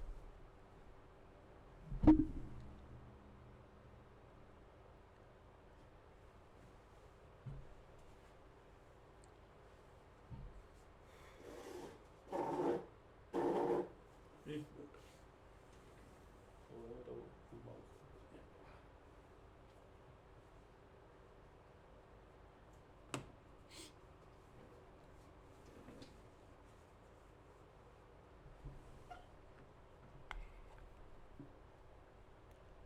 डिविजनल चार्ट बेसिकली हम देखेंगे और हर एक केस में हम 3 डिविजनल चार्ट देखने की कोशिश करेंगे। एक एक आपका D1 होगा बर्थ चार्ट, दूसरा नवांश आपको हर हाल में देखना है, और तीसरा डिविजनल चार्ट होगा उस इवेंट से रिलेटेड। मैरिज के केस में तो केवल 2 ही होंगे, मगर बाकी केस में एक तीसरा डिविजनल चार्ट भी होगा। फर्दर जो पॉइंट आता है, डिफरेंट दशा सिस्टम्स हैं, अलग ही आपको आते हैं तो आप यूटिलाइज कर सकते हो, मगर विंशोत्तरी दशा आप सबको आती ही होगी। फर्दर हम यहाँ पर डिस्कस करेंगे प्रॉपर एप्लीकेशन ऑफ ट्रांजिट। ये सारी चीज़ें आपको पता होनी चाहिए, मतलब आपको प्रेडिक्शन करने के लिए। तो प्रेडिक्शन करने के लिए इन सभी के बारे में, सभी प्लैनेट के सिग्निफिकेशंस, कारक कौन होते हैं, करेक्टरिस्टिक ऑफ सभी राशियों के क्या करेक्टरिस्टिक हैं, भावों के क्या सिग्निफिकेशंस हैं, नेचर क्या होती है प्लैनेट की, और इसके अलावा भावों की क्या नेचर होती है, कौन सा भाव शुभ माना जाता है, कौन सा अशुभ माना जाता है, कौन सा न्यूट्रल माना जाता है, आपके कुंडली के अंदर कौन से अच्छे योग होते हैं, कौन से बुरे योग होते हैं, ये भी क्लियर कट हमें पता होना चाहिए। इसके अलावा हमें कंडीशन ऑफ प्लेनेट देखना आना चाहिए, सभी कुछ उसी पे डिपेंड करेगा। हाउ टू प्रोसीड, तरीका है आपको किस तरीके से आगे बढ़ना है, क्योंकि अब आप प्रेडिक्शन दोगे तो आपको आगे कैसे बढ़ना है, और हम इसी तरीके से चलेंगे। मैंने अपना तरीका बता रहा हूं मैं आपको सबको जो भी तरीका आपका आता हो वो आता ही होगा। इनिशियली हम जो फोकस करेंगे वो, हमने कुंडलियां ली हुई कुंडलियों के अंदर इवेंट सबने दिए हुए हैं, इवेंट का टाइमिंग दिया हुआ है, अच्छा या बुरा इवेंट जैसा भी है वो उसके अंदर होगा। तो हमें क्या कैसे करना है, आगे प्रोसीड करना है, किस चीज को एनालिसिस करना है, आपने भी घर पे बैठ के करना है सभी ने, ठीक है, A to Z हर एक को इस कोर्स में। क्योंकि ये वैसे नहीं है कि हम क्लास अटेंड करके चले गए, एक वीक में एक दिन क्लास रखी हुई है, आपको 2-3 घंटे का समय पूरे वीक में निकालना पड़ेगा हर हालत में। एक कुंडली को एटलीस्ट आप एनालिसिस करोगे, जिसको हम ग्रुप पर डालेंगे, और क्लास के अंदर फिर मैं आपको बताऊंगा बाकी चीजें। आपको क्या करना, how to proceed, pick any event of life, आप कोई भी एक इवेंट पिक कर लीजिए लाइफ का। अब आपको क्या करना है, दूसरे स्टेप के अंदर find running MD AD and PD of date of event. जिस दिन वो इवेंट हुआ है, वो हम कुंडली वही लेंगे जिसमें पर्सन ने अपनी इवेंट की डेट दी हुई है। तो आप जिस दिन इवेंट हुआ है उसकी महादशा, अंतरदशा और प्रत्यंतर दशा पिक करेंगे उस दिन की, थर्ड स्टेप। और इसी तरीके से हमें लिखना भी है आपको, find dignity of dasha planet and their strength using shadbala. अब डिग्निटी ऑफ दशा प्लेनेट हम पता करेंगे। डिग्निटी का मतलब क्या होता है, जिस प्लेनेट की दशा चल रही है वो आपका पीड़ित है, एफ्लिक्टेड जिसे बोलते हैं, या न्यूट्रल है, या बहुत अच्छी स्थिति में है। तो अच्छी स्थिति में तो डिग्निटी बेटर होगी, न्यूट्रल है तो डिग्निटी न्यूट्रल होगी, और पीड़ित है तो पीड़ित है तो उससे रिलेटेड देख लेंगे। अब इनमें इन क्वेश्चनों का आंसर आपको जिसको नहीं आता हो वो नोट कर ले, और वो संडे को मेरे से पूछेगा। मैं इन सभी क्वेश्चनों का आंसर देने को तैयार हूं कि डिग्निटी कैसे देखी जाती है। अभी मैं ये एज्यूम करके चल रहा हूं कि आपको आती है, मगर ये आपको हर एक प्लेनेट की डिग्निटी देखनी है। महादशा लॉर्ड कैसा है डिग्निटी में, अंतरदशा लॉर्ड कैसा है डिग्निटी में, प्रत्यंतर दशा लॉर्ड डिग्निटी में कैसा है। डिग्निटी का मतलब वहां पर वो पीड़ित है या अच्छी स्थिति में है, एक चीज है डिग्निटी। फिर देखनी है उसकी स्ट्रेंथ यूजिंग षटबल। षटबल से स्ट्रेंथ देखेंगे, आपके पास जो भी ऐप है उससे मैं आपको षटबल दिखाना बता दूंगा, नहीं देखना आता है तो। It will help us in determining nature and intensity of event. देखिए जो डिग्निटी है और जो उसका षटबल है, डिग्निटी ये बताएगी कि जो इवेंट होंगे वो अच्छे होंगे या बुरे होंगे। हर एक भाव से रिलेटेड आपका अच्छा भी इवेंट होता है, बुरा भी होता है। डिग्निटी डिसाइड करेगी उस दशा प्लेनेट की कि वो अच्छे रिजल्ट देगा या बुरे देगा। और जो उसका षटबल है वो ये बताएगा कि अच्छे देगा तो कितने अच्छे देगा और बुरे देगा तो कितने बुरे देगा। तो ये सबसे इंपॉर्टेंट पार्ट है जो पॉइंट नंबर 3 है। आपको हर एक को प्लेनेट की डिग्निटी देखना आना चाहिए कि ये प्लेनेट कुंडली के अंदर अच्छी स्थिति में है या ये प्लेनेट कुंडली के अंदर खराब स्थिति में है। डिग्निटी का हिस्सा नवांश भी होता है कि नवांश में भी उसकी स्थिति देखी जाती है। अब एक उसके दो पार्ट हैं, एक डिग्निटी मतलब वो पीड़ित तो नहीं है, कहीं अच्छी स्थिति में है या न्यूट्रल है, ये है डिग्निटी। और षटबल आपको कैलकुलेशन के बेस पर जो दे रखा है उसके बेस पर हम देखेंगे उसके अंदर ताकत कितनी है। डिग्निटी और षटबल दोनों अलग चीज है। तो यदि वो पीड़ित है तो वो आपको अच्छे रिजल्ट नहीं देगा किसी भी हालत में, और पीड़ित नहीं है, पीड़ित तो वो आपको अच्छे रिजल्ट देगा। अब षटबल में वो बली है तो वो जैसे भी रिजल्ट देने वाला है अच्छे या बुरे, वो आपको बहुत स्ट्रोंग देगा, मगर आपको परेशान करेगा तो बहुत ज्यादा करेगा, और आपको वो घुमाएगा मौज कराएगा तो बहुत तगड़ी मौज कराएगा, ऐसा हम कहेंगे। षटबल ये डिसाइड करेगा। तो वो डिग्निटी आपको देखनी है और इसके अलावा उसका षटबल देखना है तीनों प्लेनेट का, महादशा, अंतरदशा, प्रत्यांतर दशा का। अब क्या करना है, आपको ड्रॉ करने हैं D1 D9 and concern divisional chart related to event. कौन से चार्ट ड्रॉ करना है? D1 जन्म कुंडली कॉपी पे ड्रॉ करना है, उसमें नहीं देखना सॉफ्टवेयर में। D9 नवांश कुंडली ड्रॉ करनी है आपको, और कंसर्न डिविजनल चार्ट मतलब आप संतान से रिलेटेड देख रहे हो तो D7 करना है, एजुकेशन से देख रहे हो तो D24 करना है, कार खरीद रहे हो आप तो D16 करना है। इस तरीके से आपको मदर फादर के बारे में देख रहे हो तो D12 करना है, नौकरी के बारे में देख रहे हो तो D10 करना है। Also transit chart of date of event, जो डेट निकाली थी आपने उस दिन का ट्रांजिट चार्ट भी आपको ड्रॉ करना है। ये 4 चार्ट आपको चाहिए, 4 चार्ट चाहिए। एक तो D1 चाहिए, D9 चाहिए, कंसर्न डिविजनल चार्ट चाहिए, और चौथा आपको ट्रांजिट चार्ट चाहिए। चारों आपने ड्रॉ करने हैं। तो सबसे पहले आपको क्या करना है, उस दिन का जिस दिन इवेंट हुआ उसकी MD AD PD लिख ली, तीनों प्लेनेट को देख लिया किसकी क्या डिग्निटी है तीनों की। अब आपको ये 4 यहाँ पर कुंडलियां बनानी है। 5वां, check how dasha planet are related to bhav oblique planet related to event. हम देखेंगे कि जिस प्लेनेट की दशा चल रही है वो क्या उस भाव से रिलेटेड है क्या जिस दिन इवेंट हुआ। मतलब जिस प्लेनेट की दशा चल रही है, आप यही तो कहते हैं ना कि हम भाव से रिलेटेड दशा में, वो उस भाव का जो लॉर्ड होगा, भाव में बैठा हुआ प्लेनेट होगा, वही रिजल्ट देता है। तो हम देखेंगे जिस दशा में आपको रिजल्ट मिला है, आपके पास ऑलरेडी इवेंट है, मैं प्रेडिक्शन नहीं कर रहा हूं, पहले से हुए इवेंट को एनालाइज कर रहे हैं हम कि वो इवेंट क्यों हुआ, किस वजह से हुआ। तो आप देखिए कि जो दशा प्लेनेट चल रही है MD लॉर्ड, उस पर्टिकुलर प्लेनेट का, अंतरदशा प्लेनेट का, प्रत्यांतर दशा प्लेनेट का उस काम से रिलेटेड भावों से कोई लिंक बन रहा है या नहीं बन रहा है, ये आपको देखना है। बन रहा है तो ठीक है, नहीं बन रहा है तो ठीक है, आपको कुछ भी नहीं करना है। आपने केवल नोट पर कर लेना है, check how dasha planet are related to bhav oblique planets related to event. किसी भी भाव या उसके लॉर्ड से किस तरीके से कनेक्टेड है, ये आपको नोट करना है। 6 पॉइंट है, ड्रॉ चार्ट बाई टेकिंग दशा लॉर्ड एज लगना। अब ये 5वां चार्ट आ गया। पहले मैंने ड्रॉ कराया था D1 D9 concern divisional chart, transit chart. अब एक और चार्ट बनाएंगे जिसके अंदर जिस प्लेनेट की महादशा चल रही है उसको लग्न बना लेंगे, उसी चार्ट को घुमा देंगे।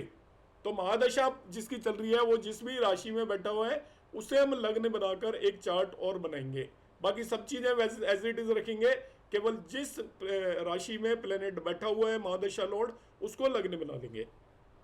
7th पॉइंट है, draw chart by taking AD lord as lagna. एक अलग चार्ट बनाना है आपको, और उस चार्ट में आपको क्या करना है, अंतरदशा लॉर्ड AD लॉर्ड को भी लग्न बनाकर एक चार्ट बनाना है। उससे हम PD के रिजल्ट देखेंगे। मैं बताऊंगा आपको किस तरीके से रिजल्ट देखने in one of the coming classes. इसको ये सारी चीजें आपको करनी है। 8th point, how dasha planets are related to event in D9 and concern divisional chart.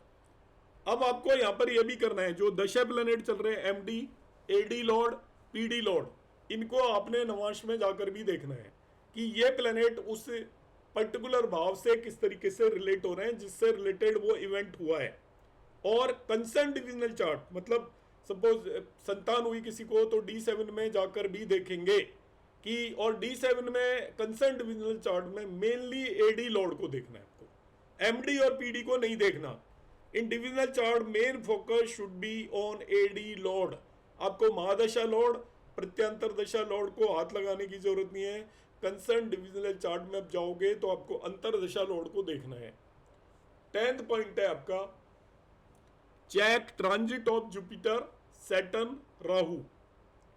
MD, AD and PD planets, are they connected to concerned भाव, भाव लॉर्ड, लग्न, लग्न लॉर्ड, दशा लॉर्ड। अब हम क्या करेंगे, जिस दिन इवेंट हुआ हम देख लेंगे मेनली जुपिटर का, सैटर्न का, राहु का। इनमें यदि खराब इवेंट हुआ है तो आप राहु और सैटर्न देख लीजिए, मेनली राहु देख सकते हो, और अच्छा इवेंट हुआ है तो आप जुपिटर देख सकते हो। जुपिटर का, महादशा लॉर्ड का, अंतरदशा लॉर्ड का, प्रत्यांतर दशा लॉर्ड का, इन सभी का ट्रांजिट देखना है आपको। हो सकता है कि महादशा भी जुपिटर की चल रही हो, इसमें से रिपीट हो रहे हो, तो 2 बार देखने की जरूरत नहीं है। आपको क्या करना है, जुपिटर, सैटर्न, राहु, इन तीनों में से हम देखेंगे कि यदि शुभ आपका इवेंट हुआ है तो जनरली जुपिटर को हम प्रेफर करेंगे। जुपिटर का ट्रांजिट देख लिया, एमडी, एडी, पीडी लॉर्ड का देखना है क्या वो उस पर्टिकुलर भाव से कनेक्ट हो रहे हैं, जिस भाव से रिलेटेड इवेंट है, या भावेश से कनेक्ट हो रहे हैं, या लग्न से कनेक्ट हो रहे हैं, या लग्न लॉर्ड से कनेक्ट हो रहे हैं, या दशा लॉर्ड से कनेक्ट हो रहे हैं ट्रांजिट में। मतलब ये ट्रांजिट वाला जुपिटर वो कंसर्न भाव से कनेक्ट हो रहा है, भाव लॉर्ड से हो रहा है, लग्न से हो रहा है, लग्न लॉर्ड से हो रहा है, या दशा लॉर्ड से हो रहा है या नहीं हो रहा है। हो रहा होगा तभी इवेंट होगा, अदरवाइज इवेंट नहीं हो सकता। इन 5 में से किसी न किसी से जरूर कनेक्शन होना चाहिए, इन सभी का होना चाहिए, और मतलब जुपिटर का भी होना चाहिए, महादशा लॉर्ड का भी होना चाहिए, अंतरदशा लॉर्ड का भी होना चाहिए, प्रत्यांतर दशा लॉर्ड का भी होना चाहिए। इन 5 में से किसी न किसी से इनका कनेक्शन होगा तभी आपका इवेंट होगा, अदरवाइज इवेंट नहीं होगा। While considering A planet, consider both natural functional nature of planets. इसको मैं थोड़ा सा बताऊंगा, इसलिए मैंने पॉइंट एंड में भी रखा है कि नेचर से रिलेटेड आप जब भी कोई चीज़ कंसिडर कर रहे हो कि ये प्लैनेट कैसा है, तो आपको उसकी फंक्शनल नेचर को भी फोकस में रखना है और नेचुरल नेचर को भी फोकस में रखना है। इसका क्या मतलब होता है ये मैं भी थोड़ा सा बताता हूँ आपको। तो फंक्शनल नेचर और नेचुरल नेचर ये मैं आपको PDF प्रोवाइड कर दूंगा। आपको इनिशियली मुझे फॉलो करना है, जैसे मैं बता रहा हूँ उस तरीके से आपको काम करना है। आपको हर एक इवेंट की प्रेडिक्शन करना खुद आ जाएगी जब आप 8-10 चार्ट कर लेंगे। और आपको जब तक ये हमारा अराउंड ये मान लीजिए 3 मंथ का है अभी इनिशियली, तो 3 मंथ के कोर्स के अंदर आप ये सारी चीज़ें सीखोगे, मगर आपको वीक में 2-3 घंटे अलग से आपको सेपरेट रखने पड़ेंगे इस क्लास के लिए, और जितना मैंने बताया उतना इसमें वर्क करना पड़ेगा। इनिशियली आपको लगेगा कि आप कर रहे हो, आपको पेन कॉपी लेकर रजिस्टर में लिख के करना पड़ेगा, बाद में आपको ज़रूरत नहीं पड़ेगी। ये सारी चीज़ें देखकर 2 मिनट में हो जाती हैं, इससे ज़्यादा नहीं लगता, मगर इनिशियली आप इसको डिटेलिंग में करोगे सभी चीज़ों को। कि आपने कोई भी इवेंट देखा उस समय की MD, AD, PD देख ली, 3 प्लैनेट देख के, उन प्लैनेट की आपने डिग्निटी देख ली कुंडली में, 1 मिनट में पता चल जाती हैं सारी चीज़ें। फिर आपने D1, D9 और कंसर्न चार्ट के अंदर देख लिया, ट्रांजिट चार्ट भी बना लिया। इन सभी चार्ट को बने बनाए होते हैं सॉफ्टवेयर्स के अंदर, मैं आपको इसलिए बनाने के लिए बोल रहा हूँ इनिशियली, जिससे कि आप इसके अंदर एक कुंडली के अंदर थोड़ा सा टाइम कंज्यूम करें, और टाइम कंज्यूम करेंगे तभी हम इन चीज़ों को सीखेंगे। मैं इसमें एक फंक्शनल बेनिफिक और नेचुरल बेनिफिक और फंक्शनल मेलिफिक और नेचुरल मेलिफिक का मैं आपको थोड़ा सा यहाँ पर क्लैरिफाई करना चाहता हूँ। अधिकतर को ये क्लियर नहीं होता और वो स्ट्रगल करते रहते हैं, बाद में पूछते रहते हैं बार बार, तो किस तरीके से देखा जाता है इन्हें। अभी जो मैंने वर्ड्स बोले हैं ये मैं एज्यूम करके चल रहा हूँ कि आप लोगों को ट्रांजिट देखना आता है, आप लोगों को दशा देखनी आती है, ये सारी चीज़ें मैं यहाँ पर पहले से ही वो करके चल रहा हूँ, मान के चल रहा हूँ आपको आती हैं। जिनको नहीं आती है वो बताएंगे खुद, ठीक है। आप में से बहुत सारे लोगों ने तो मेरी दशा का कोर्स अटेंड किया होगा, तो वो जो मैंने कराया है उस तरीके से लगाएंगे, पाराशर वाली दशा नहीं लगाएंगे। बाकी लोग जिन्होंने पाराशर ही किया हुआ है वो पाराशर ही लगाएं, कोई दिक्कत नहीं है। बाकी जिन्होंने मेरा अभी रिसेंट दशा का कोर्स किया है वो जो मैंने बताया उस तरीके की दशाएं लगाएंगे, पाराशर ही नहीं लगाएंगे।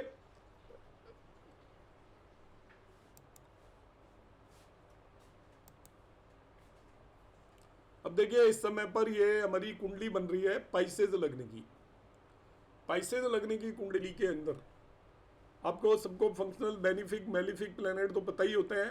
अब यहाँ पर कहीं पर मैं देखना चाहता हूँ कि बाय द वे जुपिटर है आपका, वो तो बेनिफिक है ही इसमें, और कोई ले लेता हूँ इसमें, यस मार्स, मार्स को लिया मैंने यहाँ पर, तो ये 9th लॉर्ड है, 9th लॉर्ड हो गया, और ये 2nd लॉर्ड है, और ये यहाँ पर अकेला बैठा हुआ है आपके 7वें भाव में, तो पाराशरी के हिसाब से ये एज ए 9th लॉर्ड भी बेनिफिक है और 2nd लॉर्ड भी बेनिफिक है, और ये फंक्शनल बेनिफिक प्लेनेट हो गया इस कुंडली के लिए undisputed Mars, functional benefic planet है।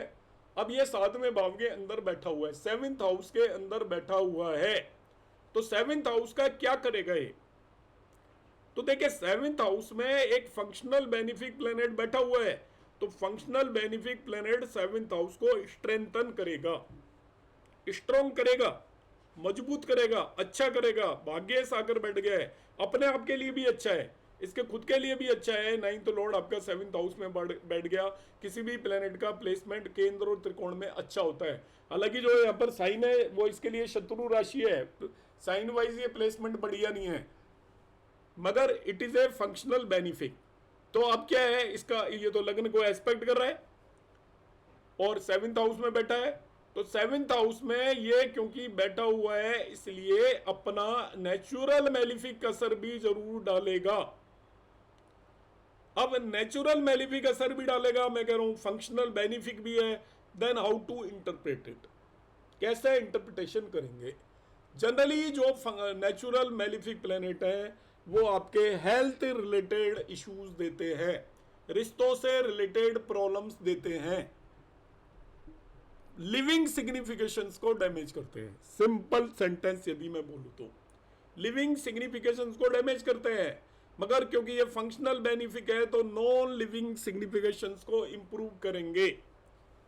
अब इसको ना ही तो आप एज ए सिंपली मार्स ले सकते हो, ना ही इसको सिंपली फंक्शनल बेनिफिक ले सकते हो। आपको इस चीज को समझना है, क्योंकि ये मार्स मार्स ही रहेगा चाहे कुछ भी बन जाए, तो उसकी जो नेचुरल नेचर है वो कभी कहीं जा नहीं सकती। इसीलिए इसको हम मांगलिक बोलते हैं। व्यक्ति को मांगलिक बोलते टाइम हम लॉर्डशिप नहीं देखते, मांगलिक बोलते टाइम हम उसकी लगन नहीं देखते कौन सी लगन है। मांगलिक बोलते समय हम ये नहीं कहते कि ये 9th लॉर्ड हो रखा है या योग कारक हो रखा है, 7वें भाव में मंगल बैठा है तो मांगलिक है।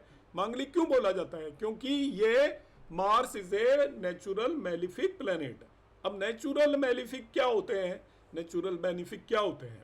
नेचुरल मेलिफिक जो गुस्से वाला है, गुस्से वाले का मतलब वो आपको हेल्थ रिलेटेड प्रॉब्लम्स क्रिएट करते हैं। Natural benefic planet health related चीजों को प्रोटेक्ट करते हैं। जुपिटर हेल्थ को प्रोटेक्ट करेगा, मरते हुए आदमी को मरने नहीं देगा, मगर मार्स और मरवा देगा। तो जो नेचुरल मेलिफिक प्लेनेट जो होते हैं वो अपनी नेचर को ऑलवेज साथ में लेकर चलते हैं। हर एक प्लेनेट की जब दशा आती है तो वो अपने नेचुरल सिग्निफिकेशंस के रिजल्ट देगा ही देगा। अब कोई भी मेलिफिक प्लेनेट है और वो अपने नेचुरल सिग्निफिकेशंस के रिजल्ट देगा ही देगा, इसका मतलब आपको उसके मेलिफिक रिजल्ट भी अपनी दशा और अंतर दशाओं में डेफिनेटली मिलेंगे। अब इस व्यक्ति की जब मार्स की दशा आएगी तो डेफिनेटली वो फंक्शनल बेनिफिक प्लेनेट है, आपके 9th हाउस के रिजल्ट देगा, 2nd हाउस के रिजल्ट देगा, जो मोस्ट ऑफ द केसेस में अच्छे ही होते हैं। इस कुंडली के लिए मारक भी नहीं है, चाहे 7वें भाव में बैठ गया है तभी भी 2nd लॉर्ड होकर, पर मारक नहीं है। मगर साथ ही साथ क्योंकि ये 7th हाउस में बैठा हुआ है तो ये आपका डिजीज भी देगा मार्स, क्योंकि मार्स का काम है ये चीज करना। एक्सीडेंट भी करा सकता है, डिजीज भी करा सकता है, डिस्प्यूट भी करा सकता है, लड़ाई झगड़े भी करा सकता है, लड़ाई झगड़े भी ये कराएगा। इसलिए इसको यहाँ पर हम क्या मानकर चलते हैं कि इसकी नेचुरल नेचर है, इसलिए व्यक्ति को हम क्या बोलते हैं, मांगलिक।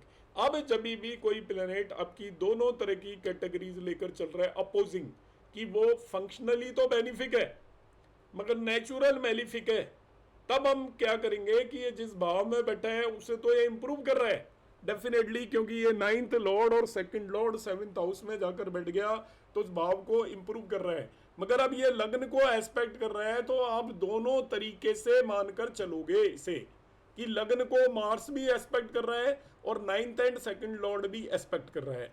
तो लग्न पे मार्स का नेगेटिव असर भी होगा, और लग्न पर मार्स का यहाँ पर क्या करेगा, ये आपका एज ए 9th लॉर्ड और 2nd लॉर्ड है, तो नेगेटिव असर मार्स का ये होगा, ये लग्न को बीमारी करेगा। इसके आप लग्न को आप ये कह सकते हो कि माइंड के अंदर ट्रबल्स देगा, दिमाग खराब कर देगा व्यक्ति का। That is a physical problems, शारीरिक कुछ भी समस्याएं क्रिएट डेफिनेटली करेगा।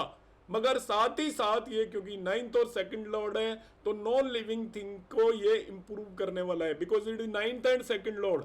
तो इसके एस्पेक्ट को दोनों तरीके से लेंगे। बेनिफिक प्लेनेट का एस्पेक्ट है लग्न पर, नेचुरल बेनिफिक नहीं है, फंक्शनल बेनिफिक का एस्पेक्ट है। तो लग्न को मार्स दोनों तरीके के एट्रीब्यूट दे रहा है। अब दोनों तरीके के एट्रीब्यूट कैसे होते हैं, यही एस्ट्रोलॉजी काम आती है, हमारा दिमाग काम आता है, इसको राइटिंग में नहीं बताया जा सकता। आपके फादर हैं, बहुत गुस्से वाले हैं, बात बात पे डांटते हैं, डपटते हैं, मगर आपके लिए घर के अंदर वो अच्छा एनवायरनमेंट भी क्रिएट करते हैं गुस्से वाले होने के बावजूद भी। आप खेलने कहीं जाओगे तो आपको वो डांटेंगे, किसी पार्टी में जाओगे तो आपको डांटेंगे, कैसे जाएगा, आके पिटाई कर देंगे, मगर वो आपको घर के अंदर सारी सुख सुविधाएं भी प्रोवाइड करते हैं आगे से आगे। दोनों तरह की नेचर उन्हीं की है कि आपको उसको पता है कि आपको पढ़ने के लिए रूम के अंदर एसी चाहिए, एसी का अरेंजमेंट करेंगे, कोई और इंफ्रास्ट्रक्चर चाहिए तो वो सारी चीज़ ला कर देंगे, मगर क्योंकि वो नेचुरल बेनिफिक है, गुस्सा अंदर भरा हुआ है, तो फंक्शनल बेनिफिक क्यों हो गए, क्योंकि पिता हैं तो पिता को तो बेनिफिक होना ही पड़ेगा, मगर नेचुरल बेनिफिक हो सकते हैं, उनके अंदर गुस्सा पड़ा हुआ है तो मौका मिलने पर आपको वो पीट भी देंगे। तो दोनों तरीके का नेचर यहाँ पर होगा प्लेनेट के अंदर। अब इसी तरीके से यदि मैं यहाँ पर इसी कुंडली को रोटेट कर देता हूं, थोड़ा लिब्रा लग्न की कुंडली ले लेता हूं इसको मैं। यस, ये हमारी अब लिब्रा लग्न की कुंडली होगी। जुपिटर को पकड़ लेते हैं, देखिए लिब्रा लग्न की कुंडली में जुपिटर यहाँ पर देखिए फंक्शनल तो बेनिफिक प्लेनेट है, तो अब ये लग्न को एस्पेक्ट कर रहा है 1 2 3 4 5। हम कहते हैं कि लग्न को जुपिटर एस्पेक्ट कर ले तो बहुत बढ़िया होता है, मगर देखिए तो फंक्शनल तो मेलिफिक हो गया, क्योंकि it is A 6th Lord and 3rd Lord. 3rd और 6th लॉर्ड अनडिस्प्यूटेड मेलिफिक होता है, हर हालत में मेलिफिक होता है, तो ये मेलिफिक प्लेनेट है। अब देखिए पर ध्यान से 9th हाउस को ये दोनों तरीके से असर डालेगा 9th हाउस पर। 6th लॉर्ड जाकर बैठ गया 9वें भाव में, 9वें भाव को खराब कर रहा है एज ए 6th लॉर्ड। जहां पर भी 6th 8th और 12th लॉर्ड जाकर बैठते हैं उस जगह को खराब करते हैं, मगर ये बेनिफिक भी है। अब 9th हाउस से रिलेटेड ये क्या करने वाला है, देखिए नेचुरल, अंडरस्टैंड करिएगा इस कंसेप्ट को, इसलिए मैंने इसको इंटेंशनली लिया है। बहुत सारे लोगों को ये क्लियर नहीं होते, जो मुझे पता लगेंगे उनको मैं एक्सप्लेन करने की कोशिश करूंगा। 9th हाउस में बेनिफिक भी बैठा हुआ है, नेचुरल बेनिफिक, लिविंग सिग्निफिकेशंस को कोई दिक्कत नहीं होगी। 9th हाउस से रिलेटेड जो लिविंग सिग्निफिकेशंस हैं उनमें कोई भी प्रॉब्लम नहीं होगी, या उसे सपोर्ट करेगा, मगर नॉन लिविंग सिग्निफिकेशंस को खराब करेगा, because it is A 6th Lord, it is A 3rd Lord. तो ये मेलिफिक और बेनिफिक दोनों की तरह एक्ट करने वाला है। नेचुरल मेलिफिक का मतलब it will create problem for the living significations.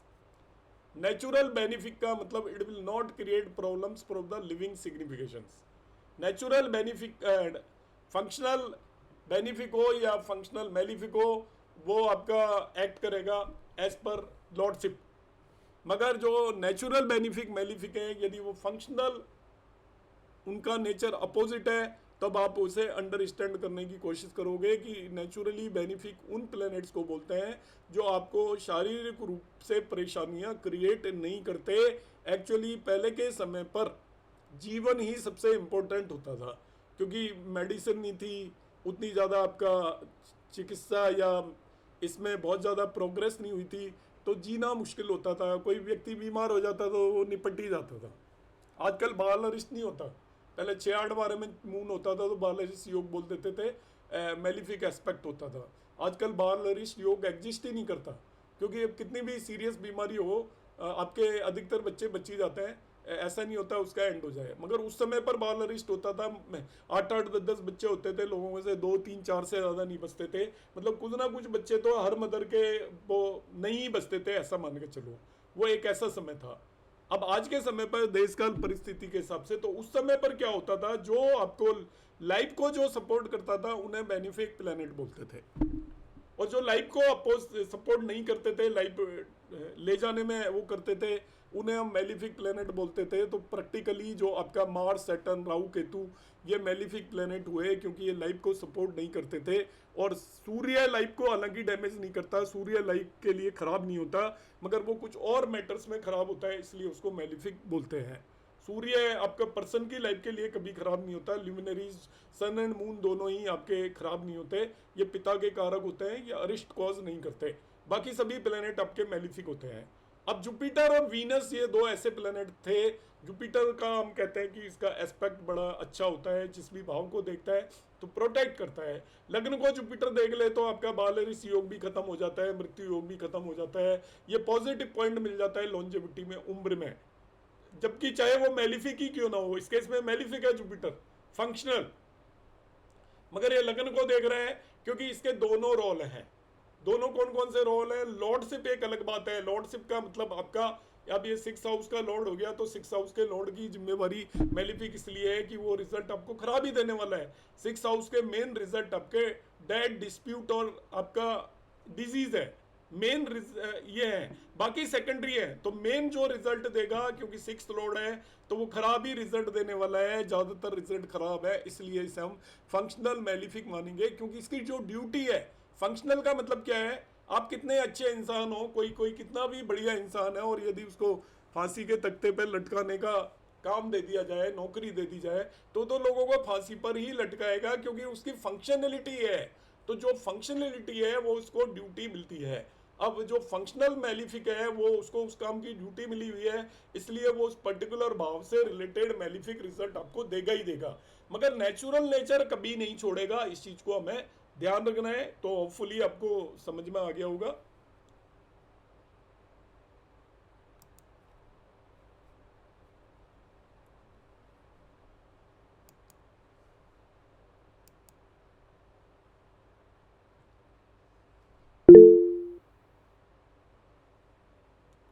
Question लूंगा। अभी मैंने जो बात बतानी है वो मैं बता देता हूँ, इसके बाद हम बात करेंगे। अभी आज की क्लास में बात मैंने अभी की नहीं है किसी से भी, इनिशियली मुझे जो बताना था, क्योंकि कमिंग क्लासेस में बेसिकली कंसेप्ट हमारा ये है कि आप लोग अपनी कुंडलियाँ देंगे, कुंडलियों में आप ज़्यादा फोकस करें। आपके जो इवेंट जितने भी हुए हैं, टाइमिंग्स लाइफ के अंदर एक्यूरेट डेट दें पर्टिकुलर उसके इवेंट की क्वालिटी भी दे दें, अच्छा हुआ आपके साथ, बुरा हुआ, किसी प्रॉब्लम के साथ हुआ, क्योंकि ये क्या है, लर्निंग प्रोसेस है। और लर्निंग के लिए जब तक हम को रीज़न नहीं पता चलेगा, हुए हुए इवेंट हम एनालाइज नहीं करेंगे, तब तक आगे की प्रेडिक्शन देने का कोई यूज़ नहीं है। और उन इवेंट को अब हम क्या करेंगे, जो मैंने स्टेप्स दिए हैं उस तरीके से आपको देखना है। जो भी पॉइंट मैंने यहाँ मार्क किए हैं, वो पॉइंट आपने सभी ने देखने हैं सभी कुंडलियों के अंदर। इनिशियली मैं एक वीक में एक कुंडली डालूंगा, आप सब लोग उस कुंडली के अंदर, उन्होंने 5, 6, 7 जो भी इवेंट लिखे होंगे, तो वो उनको भी एनालाइज करने में टाइम लगेगा। 4-5 इवेंट लिखे होंगे, जैसे किसी की मैरिज हुई है, बच्चे हुए हैं, कब हुए हैं, और कोई बात हुई है, तो 4-5 इवेंट उन्होंने लिखे होंगे, गुड और बैड इवेंट्स। अब आपको क्या करना है, जैसे मैंने कहा है, उस समय की महादशा, अंतरदशा, प्रत्यांतर दशा आप नोट कर लोगे। उस समय की आप उसका जन्म कुंडली बनाओगे, उस समय की ट्रांजिट कुंडली बनाओगे। इसके बाद आप वहाँ पर चार्ट बनाओगे, D9 या जो भी रिलेटेड डिविजनल चार्ट है वो बनाओगे। इसके बाद आप देखोगे कि जो दशा, अंतरदशा और प्रत्यांतर दशा चल रही है, उस पर्टिकुलर इवेंट से रिलेटेड हाउस को आप मार्क कर लोगे, या प्लेनेट को मार्क कर लोगे कि वो इवेंट आपके हिसाब से कौन से हाउस से रिलेटेड है और कौन सा प्लेनेट दे सकता है उसे, कौन कौन से प्लेनेट उस इवेंट को दे सकते हैं। नॉर्मल आपको सबको पता ही है कौन कौन से प्लेनेट दे सकते हैं। अब आपको देखना है कि महादशा लॉर्ड उनमें से इवेंट को दे सकता है या नहीं दे सकता, उसको मार्क कर लीजिए। अंतरदशा लॉर्ड दे सकता है या नहीं दे सकता, उसको मार्क कर लीजिए। प्रत्यंतर दशा लॉर्ड उस इवेंट को दे पा रहा है नहीं दे पा रहा है, D1 में नहीं दे रहा है, कोई बात नहीं, वो हम डिस्कस करेंगे क्यों नहीं दिया, यही हमारा डिस्कशन होगा क्लास में। कोई भी इवेंट क्यों नहीं हुआ, और हुआ तो कैसे हुआ, वो आपने देखना है कि भाई महादशा लॉर्ड इसको दे रहा है। अब आपने वही चीज नवांश में भी पकड़नी है, सेम डीटो।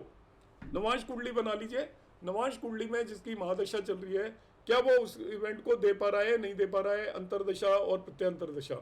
हो सकता है तीनों में से कोई एक ना दे, दो ना दे, आपको उसकी वरी नहीं करनी है, कौन दे पा रहा है इस पर सबसे पहले फोकस करना है, तभी हमारा कंसेप्ट बनेगा। फिर हम कंसर्न डिविजनल चार्ट को भी पकड़ लेंगे और उस डिविजनल चार्ट के अंदर भी इन चीज़ों को देखेंगे कि ये इवेंट आपके महादशा लोड का कुछ लिंक बन रहा है, अंतरदशा लोड का कुछ लिंक बन रहा है, प्रत्यंतर दशा लोड का कुछ लिंक बन रहा है कि नहीं बन रहा है। पहला पॉइंट आपने देखा। इसके बाद हम देखेंगे क्या उस समय पर जिस दिन इवेंट हुआ ट्रांजिट वाले किस प्लेनेट का लिंक बन रहा है उस भाव से। आप ट्रांजिट कुंडली बनाओगे उस दिन की, ट्रांजिट कुंडली ऐसे बनाई जाती है, आप जन्म कुंडली बना लोगे और उसी में राउंड करके कौन सा प्लेनेट किस राशि में ट्रांजिट कर रहा है उसी कुंडली में ट्रांजिट वाले प्लेनेट को प्लेस कर दोगे, सेम कुंडली के अंदर ही। तो दोनों में अंतर होना चाहिए, जैसे एक आपने ब्लू कलर से लिखा तो दूसरे को रेड से लिख दीजिए। तो ट्रांजिट वाले प्लेनेट को भी उसी कुंडली में लिखना है। अब देखिए क्या वो ट्रांजिट वाला कौन कौन सा प्लेनेट उस भाव को ट्रांजिट में हमेशा लग्न और लग्न लॉर्ड को भी आप लेकर चलोगे और दशा लॉर्ड को भी। जिस दिन ट्रांजिट आपका इन्फ्लुएंस कर रहा है तो आप देखिए जो ट्रांजिट वाले प्लेनेट है मेनली, यदि कुछ अच्छा इवेंट हुआ है तो जुपिटर देखिए उस भाव को या उसके भावेश को, लग्न या लग्नेश को इन्फ्लुएंस कर रहा है क्या। फिर महादशा लॉर्ड देखिए इनमें से किसे इन्फ्लुएंस कर रहा है, अंतरदशा लॉर्ड इन ट्रांजिट इन्फ्लुएंस कर रहा है कि नहीं, प्रत्यंतर दशा लॉर्ड इन्फ्लुएंस कर रहा है कि नहीं। कर रहा है तो आपका इवेंट जस्टिफाइड हो गया कि भाई सारी चीजें इससे बता रही हैं। अब एक और चीज आएगी नेक्स्ट कि अच्छा आया हुआ इवेंट या बुरा हुआ। अच्छा हुआ तो आप ये मान के चलिए कि आपकी महादशा, अंतरदशा और प्रत्यंतर दशा लॉर्ड की डिग्निटी अच्छी होनी चाहिए। अच्छा रिजल्ट तभी होगा जब डिग्निटी बढ़िया है। यदि वो एफ्लिक्टेड है तो वो रिजल्ट आपको खराब होगा, ढूंढना पड़ेगा। बंदे ने कहा कि भाई मेरा एक्सीडेंट हो गया था उस दिन, अब एक्सीडेंट हो गया तो एक्सीडेंट का मतलब उस समय पर आपकी जो दशा जिन प्लेनेट की चल रही है वो पीड़ित होना चाहिए वो पर्टिकुलर प्लेनेट। और आपका असर किसका होना चाहिए ट्रांजिट के अंदर, जुपिटर एक्सीडेंट नहीं कराएगा, राहु वगैरह का आपका, या मेलिफिक प्लेनेट का, इवन मार्स का भी देख सकते हो यदि एक्सीडेंट के केस में, क्योंकि शॉर्ट ड्यूरेशन का वो होता है। हम प्रैक्टिकली डिस्कस भी करेंगे, मैं आपको प्रैक्टिकली कराऊंगा भी क्लास के अंदर किस तरीके से बताना है, पर आप आज ही की क्लास से इसको स्टार्ट करोगे जो मैंने बताया है विदाउट, क्योंकि आप में से कोई न्यू कमर बिल्कुल नहीं है, आप में से सभी लोगों ने एस्ट्रोलॉजी की हुई है। अब हम क्या करेंगे, देखिए गुड और बैड रिजल्ट भी आपको प्रेडिक्ट करना पड़ेगा बेस्ड ऑन द दशा लॉर्ड, कि दशा लॉर्ड एफ्लिक्टेड है, यदि पीड़ित है तो वो अच्छे रिजल्ट नहीं दे सकता। नहीं दे सकता, आपको अच्छे मिल रहे हैं उसके रीजन हम ढूंढ सकते हैं मगर वो नहीं दे सकता। फिर उसकी स्ट्रेंथ देखिए, आपको कितने अच्छे रिजल्ट मिलेंगे वो उसकी स्ट्रेंथ पर डिपेंड करेगा कि आपको यदि वो बहुत स्ट्रोंगर है षडबल में और अच्छे रिजल्ट देने की स्थिति में तो बहुत अच्छे रिजल्ट मिलेंगे, मगर षडबल में कमजोर है और अच्छे रिजल्ट देने की स्थिति में तो आपको कोई बहुत बेहतरीन रिजल्ट नहीं मिलेंगे, हल्के फुल्के रिजल्ट मिलकर रह जाएंगे। इन चीज़ों को आपको ध्यान रखना है। तो इनिशियली आपकी जो फर्स्ट वन क्लास होगी हमारी कमिंग वेडनेसडे को, उसके अंदर मैं कुंडली अभी कोई भी एक मैं बता दूंगा, सभी को उसी कुंडली में जो भी 4-5 इवेंट जो भी दे रखे होंगे उन सभी इवेंट को आप सब ने जस्टिफाई करना है इंडिविजुअली इनिशियली। बाद में फॉर्मेट बदलूंगा, इनिशियली हम टाइमिंग ऑफ इवेंट देखेंगे दशा और ट्रांजिट के बेस पर। जो मैंने आज टॉपिक्स बोले हैं इनमें आप में से किसी को किसी भी तरीके की किसी टॉपिक में अंडरस्टैंडिंग में प्रॉब्लम है तो आप मुझे इसी ग्रुप पे मैंने अभी तो मैसेज ऑफ कर रखे थे, ऑन कर दूंगा, आप मैसेज डाल दीजिएगा। तो जो हमारी संडे को क्लास होगी 8:30 या 8 o'clock में मैसेज डाल दूंगा, तो उस क्लास को आप अटेंड कर लेना। उसके अंदर मैं इसका थ्योरेटिकल पार्ट को क्लियर करने की कोशिश करूंगा। चलो आप में से किसी ने जो भी पूछना है या कहना सुनना है वो आप कह सुन सकते हो। यस सर, वो सब जो वीडियो है जो डिस्कशन पीपल करते हैं वो वीडियो तो मिलेगा ना? हाँ श्योर। क्योंकि बाद में वापस जाके ऐसा क्यों हुआ, it's good to analyse it when you see it later on, right? Oh yes yes yes. Thank you. Okay Parveen ji. Sir नमस्कार सर, एक हमेशा डाउट आता है जैसे अभी जो चार्ट लगाया था आपने उसमें गुरु के 12 नंबर राशि में शनि बैठा हुआ था, तो क्या गुरु के अंदर सेपरेटिव इफेक्ट आएंगे क्या शनि के?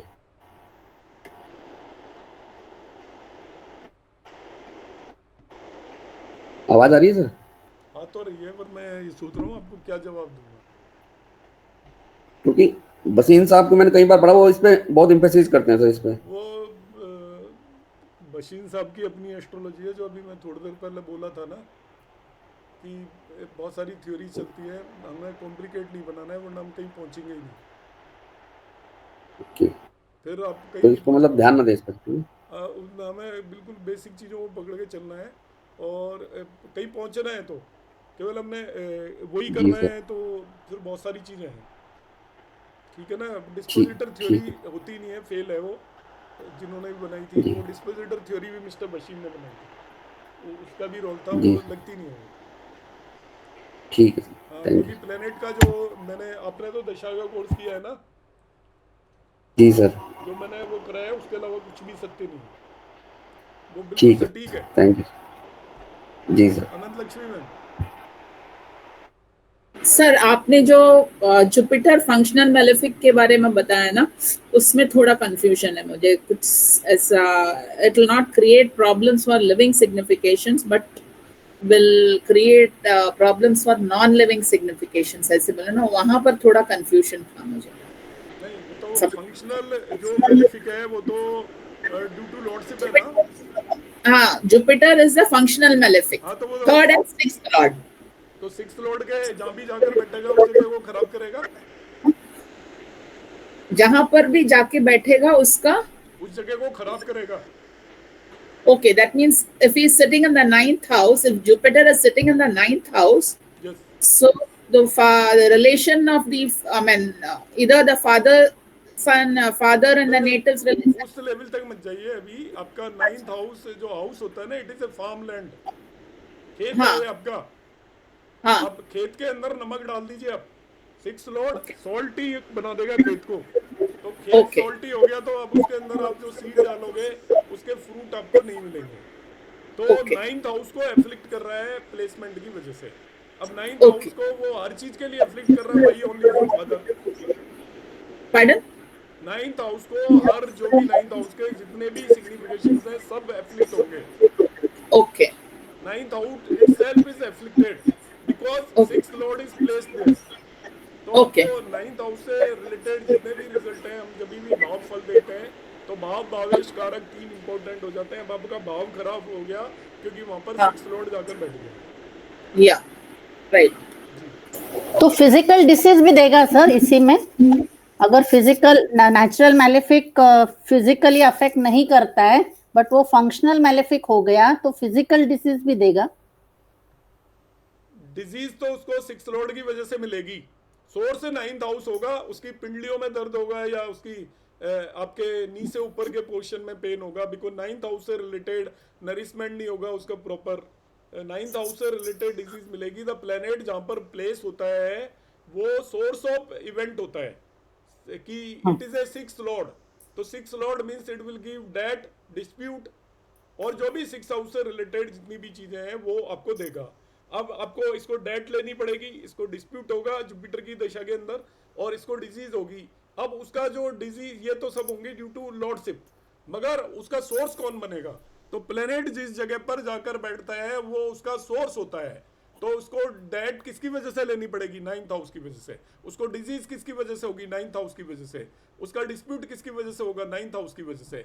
तो नाइन्थ हाउस की वजह से सारी चीजें होंगी। तो उसको जैसे डिस्प्यूट हो सकता है, it is due to Guru, due to religion, due to father, due to long travel, किसी न किसी वजह से उसको डिस्प्यूट होगा, उसी वजह से उसको डेट लेनी पड़ेगी। अब ninth house is the source of disease, disease होगी because it is a six lord, so its own dasha it will give the disease. मगर वो डिजीज का सोर्स कौन बना, जगह कौन सी बनी? वो नाइन्थ हाउस। नाइन्थ हाउस से आपकी बॉडी के कौन से ऑर्गन रिप्रेजेंट होते हैं? तो आपके नी के ऊपर का जो पोर्शन होता है that is the ninth house. तो उस पर्टिकुलर पोर्शन के अंदर इसको कोई न कोई डिसीज होगी during the period of Jupiter. So the living signification is to be taken only for natural malefic and natural benefic. हाँ, That's natural that malefic, living. Natural malefic तो लिविंग सिग्निफिकेशंस को अपनी दशा में प्रॉब्लम करेंगे ही करेंगे, चाहे Problem कुछ भी हो करेंगे। जाए।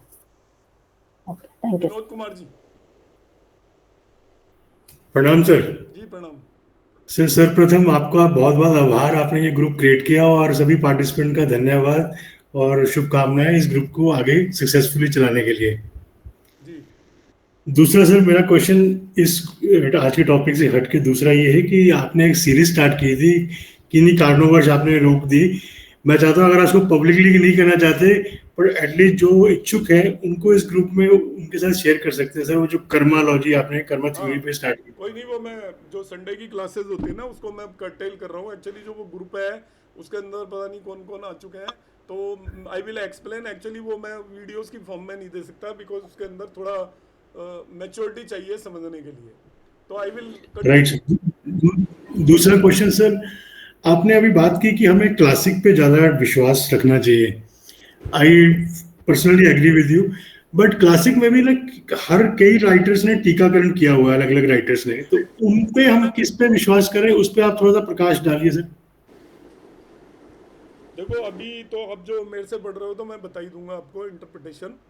ये बड़ा मतलब उस तरीके से मैं नहीं कह सकता कि किस पे करना है, ये एक्सपीरियंस पे डिपेंड करेगा। तो जो मुझे एक्सपीरियंस हुआ है या जो मैंने फील किया है या मुझे जो मेरे गुरु ने बताया उस हिसाब से तो मैं आपको गाइड कर दूंगा। बाकी मैं ऐसा नहीं कह सकता कि इस पर्टिकुलर पर्सन पे ही बिलीव करो या किस पे नहीं करो। अब जैसे अगर हम बीपीएचएस की बात करें, बीपीएच मल्टीपल राइटर्स ने लिखी है तो वो क्लासिक। अब हम किस पे जाएं, उस पे एक थोड़ा संशय बन जाता है। ऑलमोस्ट देखिए मैक्सिमम चीज़ें तो सिमिलर ही हैं, कहीं कहीं पे ही डिस्प्यूट है। बाकी तो कोई इंटरप्रिटेशन में बहुत ज़्यादा डिफरेंस है नहीं, कहीं कहीं पर है तो वो आप दोनों चीज़ों को लगाकर अपने एक्सपीरियंस के बेस पर थोड़ा करना पड़ेगा उसमें। Right, thank you sir. Madam ma'am. Sir द्विस्वभावी राशि जब लग्न होते हैं, एक सबसे रिक्वेस्ट है कि जो क्लास ज्वाइन कर लेता है बीच में छोड़ कर नहीं जाएगा। नेक्स्ट टाइम से मैं उसको ज्वाइन नहीं करवाऊंगा। पीछे बगैर कोई भी नहीं जाएगा। आप क्लास अटेंड कर रहे हो तो मैं भी तो क्लास में बैठा हुआ हूँ ना। तो ये डिसरिगार्ड है। आप एस्ट्रोलॉजी सीख रहे हैं तो एवरीबडी शुड बी डिसिप्लिन्ड। वो डिस्कनेक्ट हो गया तो ठीक है, पर आप जब एक बार आ गए तो ये नहीं कि अपनी चॉइस के हिसाब से डिस्कनेक्ट कर रहे हैं। आपको कोई वैलिड रीज़न है तो you just message on the group और आप चले जाइए। ऐसे नहीं कि जब मर्जी चले जाए। जी मैम सॉरी, बताइए। सर द्विस्वभावी राशि में सिर्फ केंद्र के लॉर्ड होते हैं ना, जुपिटर एंड बुध। हाँ, लग्न द्विस्वभाव हो तो हाँ, लग्न द्विस्वभावी के, तो उनका स्ट्रेंथ ऑब्वियसली योग कारक तो नहीं है वो, पर 6, 8, 12 में भी नहीं है, तो वो क्या स्ट्रेंथ कैसी हो रहेगी उनकी? नहीं, स्ट्रेंथ तो इस बेस पे नहीं कही जा सकती। स्ट्रेंथ तो डिपेंड करती है बहुत सारे फैक्टर्स पे। केवल लॉर्डशिप के बेस पे स्ट्रेंथ नहीं बताई जा सकती, और स्ट्रेंथ का कोई लिंक नहीं है एक्चुअली लॉर्डशिप से। तो फिर कैसे देखें जो मैंने द्विस्वभावी राशि के लिए? नहीं, क्या स्ट्रेंथ तो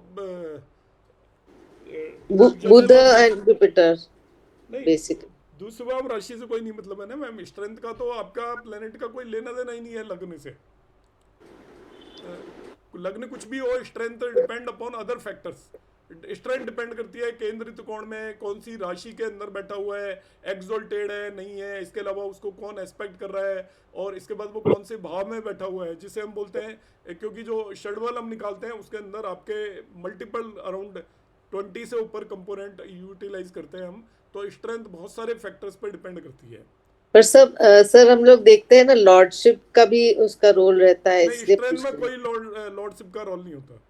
ओके, ठीक है, कोई भी रोल नहीं है किसी भी तरीके का। जी ओके। आपको स्पेसिफिक डाउट है, आप ग्रुप पे मैसेज डाल देना, मैं इसको भी एक्सप्लेन करूंगा। मेरा काम यही होगा, कुंडली आप लोग ही एनालाइज करोगे, मैं केवल आपके डाउट क्लियर करूंगा, आपको गाइड करूंगा किस तरीके से करना है। निधि मैम। सर पहले तो थैंक यू, ये इसकी बहुत ज़रूरत थी इस कोर्स की।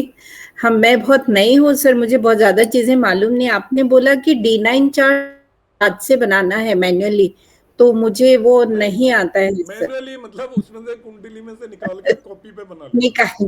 ओके ओके, हाँ तो सर आपको ये ड्रॉ नहीं करना है, और ड्रॉ भी करना हो तो आप मेरे चैनल पे जाइए, मैथमेटिकल एस्ट्रोलॉजी करके एक प्ले लिस्ट है, उसमें आप सभी जी। डिविजनल चार्ट बनाना सीख सकते हो। ठीक है। और सर ये डिग्निटी वाला, ये तो मतलब मुझे बिल्कुल भी आइडिया नहीं है इसके बारे में, तो ये मुझे सीखना संडे है। को मैं डिग्निटी एक्सप्लेन करूंगा, ज्यादातर को नहीं आइडिया होगा, कह नहीं रहे मगर अधिकतर जी को नहीं आइडिया होगा। जी जी सर जी, सैनन मैम। थैंक नमस्कार सर। जी नमस्कार। सर एक ना, जब कोई भी चार्ट एनालाइज करते हैं ना, तो सबसे बड़ी प्रॉब्लम एक ये आती है कि कोई भी इवेंट हैपन हो रहा है ना, तो जैसे वो कई बार क्या होता है, आपको दिख भी रहा होता है नेगेटिव इवेंट, लेकिन वो खुद के साथ नहीं होता, वो रिलेटिव किसी मतलब जो रिलेटेड रिलेटिव होता है ना उसके साथ होता है। सपोज जैसे स्पाउस का ही देखना हो, तो जो स्पाउस का 6 8 12 है, वो हमारा भी तो 6 12 तो आएगा ही आएगा, और सेकंड भी आएगा जो मार्केश होता है, हमारा मारक भाव होता है, और 7 तो ऑब्वियसली आ भी रहा होगा और लगन भी आ रहा होगा, जो हमारा लगन स्पाउस का भी 7th हाउस है। तो हम जैसे ऐसे जैसे 6th हाउस है, तो वो आपके फादर का 12th हो जाएगा, आपके यंगर सिबलिंग का भी वो 6th हाउस हो जाएगा।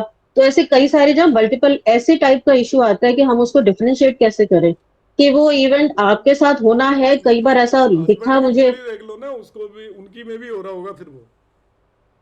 नहीं वो ठीक है, वो अगर हस्बैंड है तो देख सकते हैं, यंगर सिबलिंग है तो देख सकते हैं, बट अगर हमें खाली अपने एक ही चार्ट से देखना हो तो हमको उसको डिफरेंशिएट कैसे करेंगे, मतलब ये इवेंट हम मतलब श्योरिटी कैसे लाएंगे कि हमारे चार्ट में इसी चार्ट में हो रहा है या इनके किसी रिलेटिव के चार्ट नहीं, में हो रहा है, आपके डिविजनल चार्ट मतलब में रिलेटिव के appear साथ हो होगा। रहा है। आपके साथ होना है तो डिविजनल में भी अपीयर होगा, अच्छा नहीं तो नहीं होगा अच्छा, अपीयर। डिविजनल चार्ट में जाना पड़ा। हाँ, अच्छा नहीं तो नहीं होगा अपीयर। ठीक है। जी अच्छा अच्छा, कई बार बहुत सारी बार होता है, जैसे फादर का देखना हो, फादर का चार्ट तो है नहीं होता हमारे पास, तो हाँ, मतलब हम अपने ही D12 चार्ट में से चले सपोज जाइए, देखें तो। फादर का D12 से देखिए।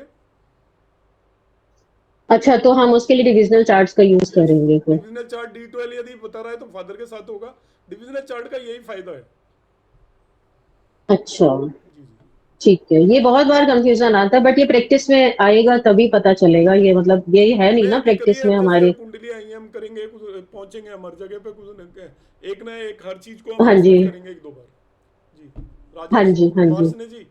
ठीक है, thank you sir. Varshney ji sir नमस्कार। नमस्कार जी। सर अभी आपने पाइसिस लगन की कुंडली लगाई थी जिसमें सेकंड लॉर्ड और 9th लॉर्ड मंगल होते हैं, हाँ जी हाँ जी और 7th हाउस में वो कन्या कन्या राशि में बैठे हुए हैं। जी। द्विस्वभाव लगन के लिए 7वां भाव बाधक भाव भी होता है। हाँ होता है। वो समझ में नहीं आया कि वो फंक्शनल बेनिफिट कैसे हुआ फिर। क्यों 9th लॉर्ड है? लॉर्डशिप के हिसाब से 9th लॉर्ड के हिसाब से बेनिफिट किया या प्लेसमेंट के हिसाब से भी प्लेसमेंट किया? से बेनिफिक मेलिफिक का कोई लेना देना नहीं होता। लॉर्डशिप से ही बेनिफिक और मेलिफिक निकालेंगे। बेनिफिक मेलिफिक लॉर्डशिप के बेस पे होता है, ना कि प्लेसमेंट के बेस पे। बस ठीक सर, यही थोड़ा सा करेक्शन करना था हाँ, मुझे। ऑलवेज जो प्लेसमेंट प्लेनेट कहीं भी रखा हो, आपको कुंडली देखने की जरूरत नहीं है। आपको एक ये लग्न बताइए और उसके बेस पे हम बता देंगे कौन सा प्लेनेट मेलिफिक होगा उसके लिए, कौन बेनिफिक होगा। 9th लॉर्ड है वो आपका बेनिफिक होता है, और साथ में यदि वो आपका सेकंड लॉर्ड हो गया, वो कहीं भी बैठ जाए जाके, चाहे आपको प्लेसमेंट देखने की जरूरत नहीं है। प्लेसमेंट एक्चुअली उसकी डिग्निटी को डिफाइन करेगा। डिग्निटी के बारे में मैं नेक्स्ट क्लास में बात करूंगा। आप उसकी डिग्निटी जानना चाहते हो तब प्लेसमेंट का रोल है, मगर बेनिफिक मेलिफिक में प्लेसमेंट का कोई रोल नहीं है। मतलब ये हुआ कि वो जहाँ पे गया कुंडली में वहां का गुण धर्म, हाँ वही डिग्निटी हुई उसकी। यस यस, उस जगह पर किन किन का असर है, उसके ऊपर किस भाव में जी जाकर बैठा है, उसके बेस पर डिग्निटी देखेंगे इसकी। जी ठीक सर, थैंक यू। नीलम भारद्वाज में। नमस्ते सर। जी नमस्कार। सर आपने सर एक ना सीरीज अभी करी थी जिसमें हाउस कुंडली एनालिसिस करके कि एक हाउस क्या रिजल्ट देगा। हाँ तो उसमें आपने ये बताया था कि जो बहुत तरीके से and then the planet sitting in the house only gives 20% of the result. हाँ और उसने बोला था, आपने बोला था कि उसमें फिर उसकी डिग्निटी चाहे वो कैसा भी है तो वो 20% का कितना परसेंट है। तो इसमें जैसे हमने जुपिटर वाला देखा, तो जुपिटर जगह अगर हम इसका रिजल्ट देखेंगे तो वो 9th हाउस के सिर्फ 20% रिजल्ट देगा। हाँ जी हाँ जी। तो उस हिसाब से कैसे देखेंगे सर, मतलब कैसे 9th इसको हाउस के इंटरप्रेट रिजल्ट, करें? जो एक प्लेनेट रिजल्ट देता है वो रिजल्ट देता है 5-6 तरीके के। तो जो प्लेसमेंट जहाँ पर होता है उस पर्टिकुलर जगह के रिजल्ट उसको केवल 20-30% देता है उस भाव के। 20-30% का मतलब ये नहीं है कि उस भाव के सारे रिजल्ट देने की उसकी जिम्मेवारी है। इंटेंसिटी वाइज 20% होते हैं कि आपको बहुत ज़्यादा रिजल्ट नहीं मिलेंगे। 20% का मतलब यहाँ पर ये है कि यानी कि तो सर जी तो फिर जुपिटर से फिर इसका मतलब जो हम बैड रिजल्ट्स बोल रहे हैं कि वो मैलेफिक देगा या जो लिविंग भाव को सिग्निफिकेंस तो के खराब कर देगा। देगा, रिजल्ट से मतलब नहीं है।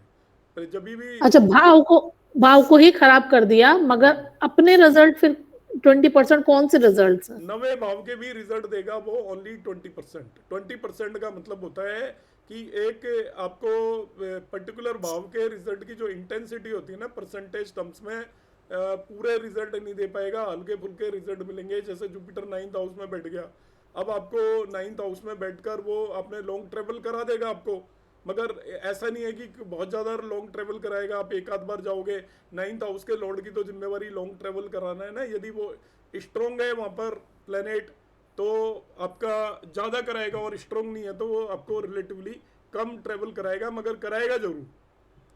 और ऐसे सर लक भी मतलब इतना नहीं होगा 20%, हम सोचे कि बहुत लक होगा, नहीं होगा, तो लक का भी हम ये ना माने। जी, तो जी। बस सर इसमें एक ही चीज है सर, जैसे आपने और सब चीजों में भी बताया कि ये इसके मूल त्रिकोण के 70% रिजल्ट देता है, उसके 30, तो सर ये परसेंटेज का भी थोड़ा बताइएगा कि परसेंटेज को कैसे कैलकुलेट करें सर। ठीक है, वो मैंने लास्ट टाइम भी पूछा था एक क्लास में ये वाली बात, तो ये क्योंकि बहुत जगह पे आप परसेंटेजेस बोल रहे हैं, हाँ। सो अगर आप थोड़ा भी इससे बताएंगे तो फिर सर करने में आसानी होगी। जी ठीक है, थैंक यू सर।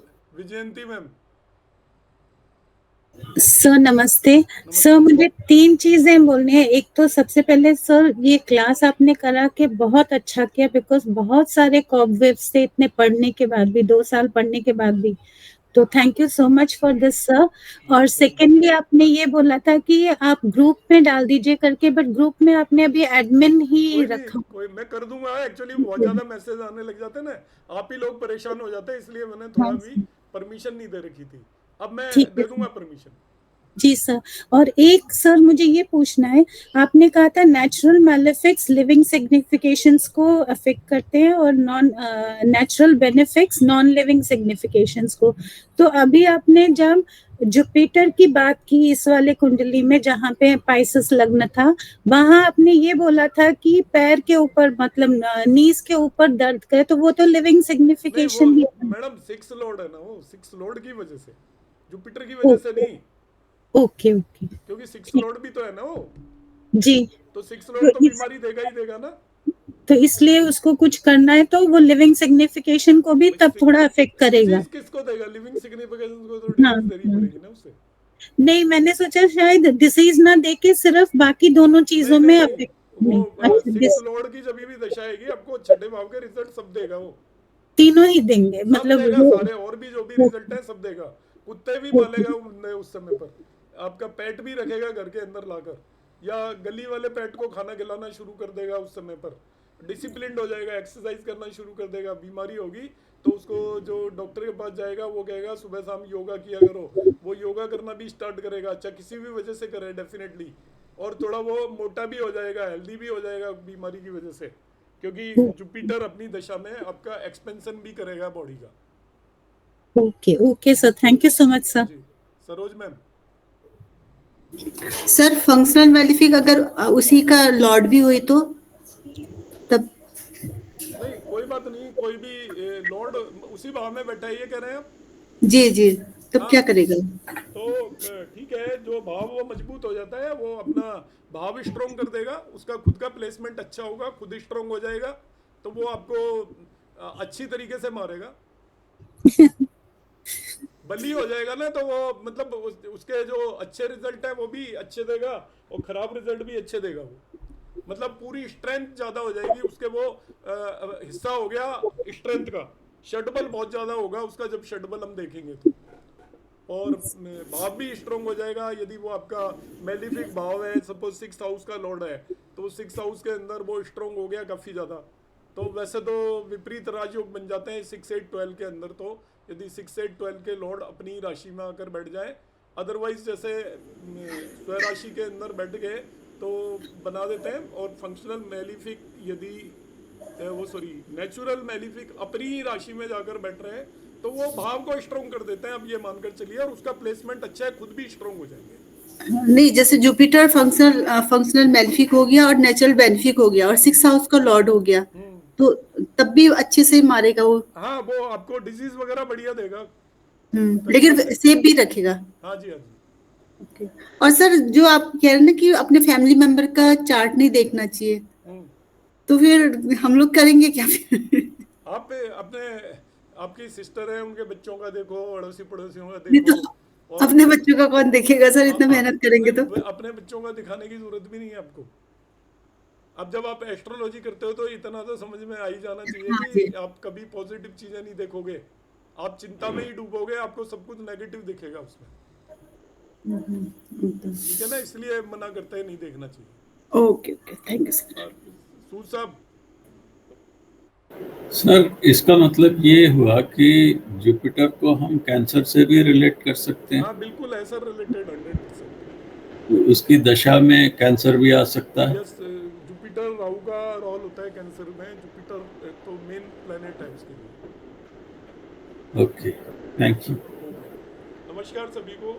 आपको इनसे रिलेटेड कोई भी डाउट है तो आप मुझे ग्रुप पर, मैं भी मैसेज ऑन कर दूंगा। तो एक तो इन्फॉर्मेशन ग्रुप है जिसमें मैं वीडियो और पीडीएफ डालूंगा, एक आपका ग्रुप होगा जिस पे आप सब लोग मैसेज भेज सकते हैं। और कोशिश करें कि न्यूज़लेस डिस्कशन ना करें, बहुत लोग बोर हो जाते हैं, तो फ्रूटफुल डिस्कशन रहेगा तो अच्छा रहेगा। एक मैं जो कुंडली वो दूंगा वो आप सब लोगों ने, सभी लोगों ने करनी होगी, एक सिंगल कुंडली, उसके इवेंट को दशा और ट्रांजिट के बेस पर जस्टिफाई करना है। नहीं जस्टिफाई होगा वो हम क्लास में डिस्कस करेंगे। नमस्कार सभी को।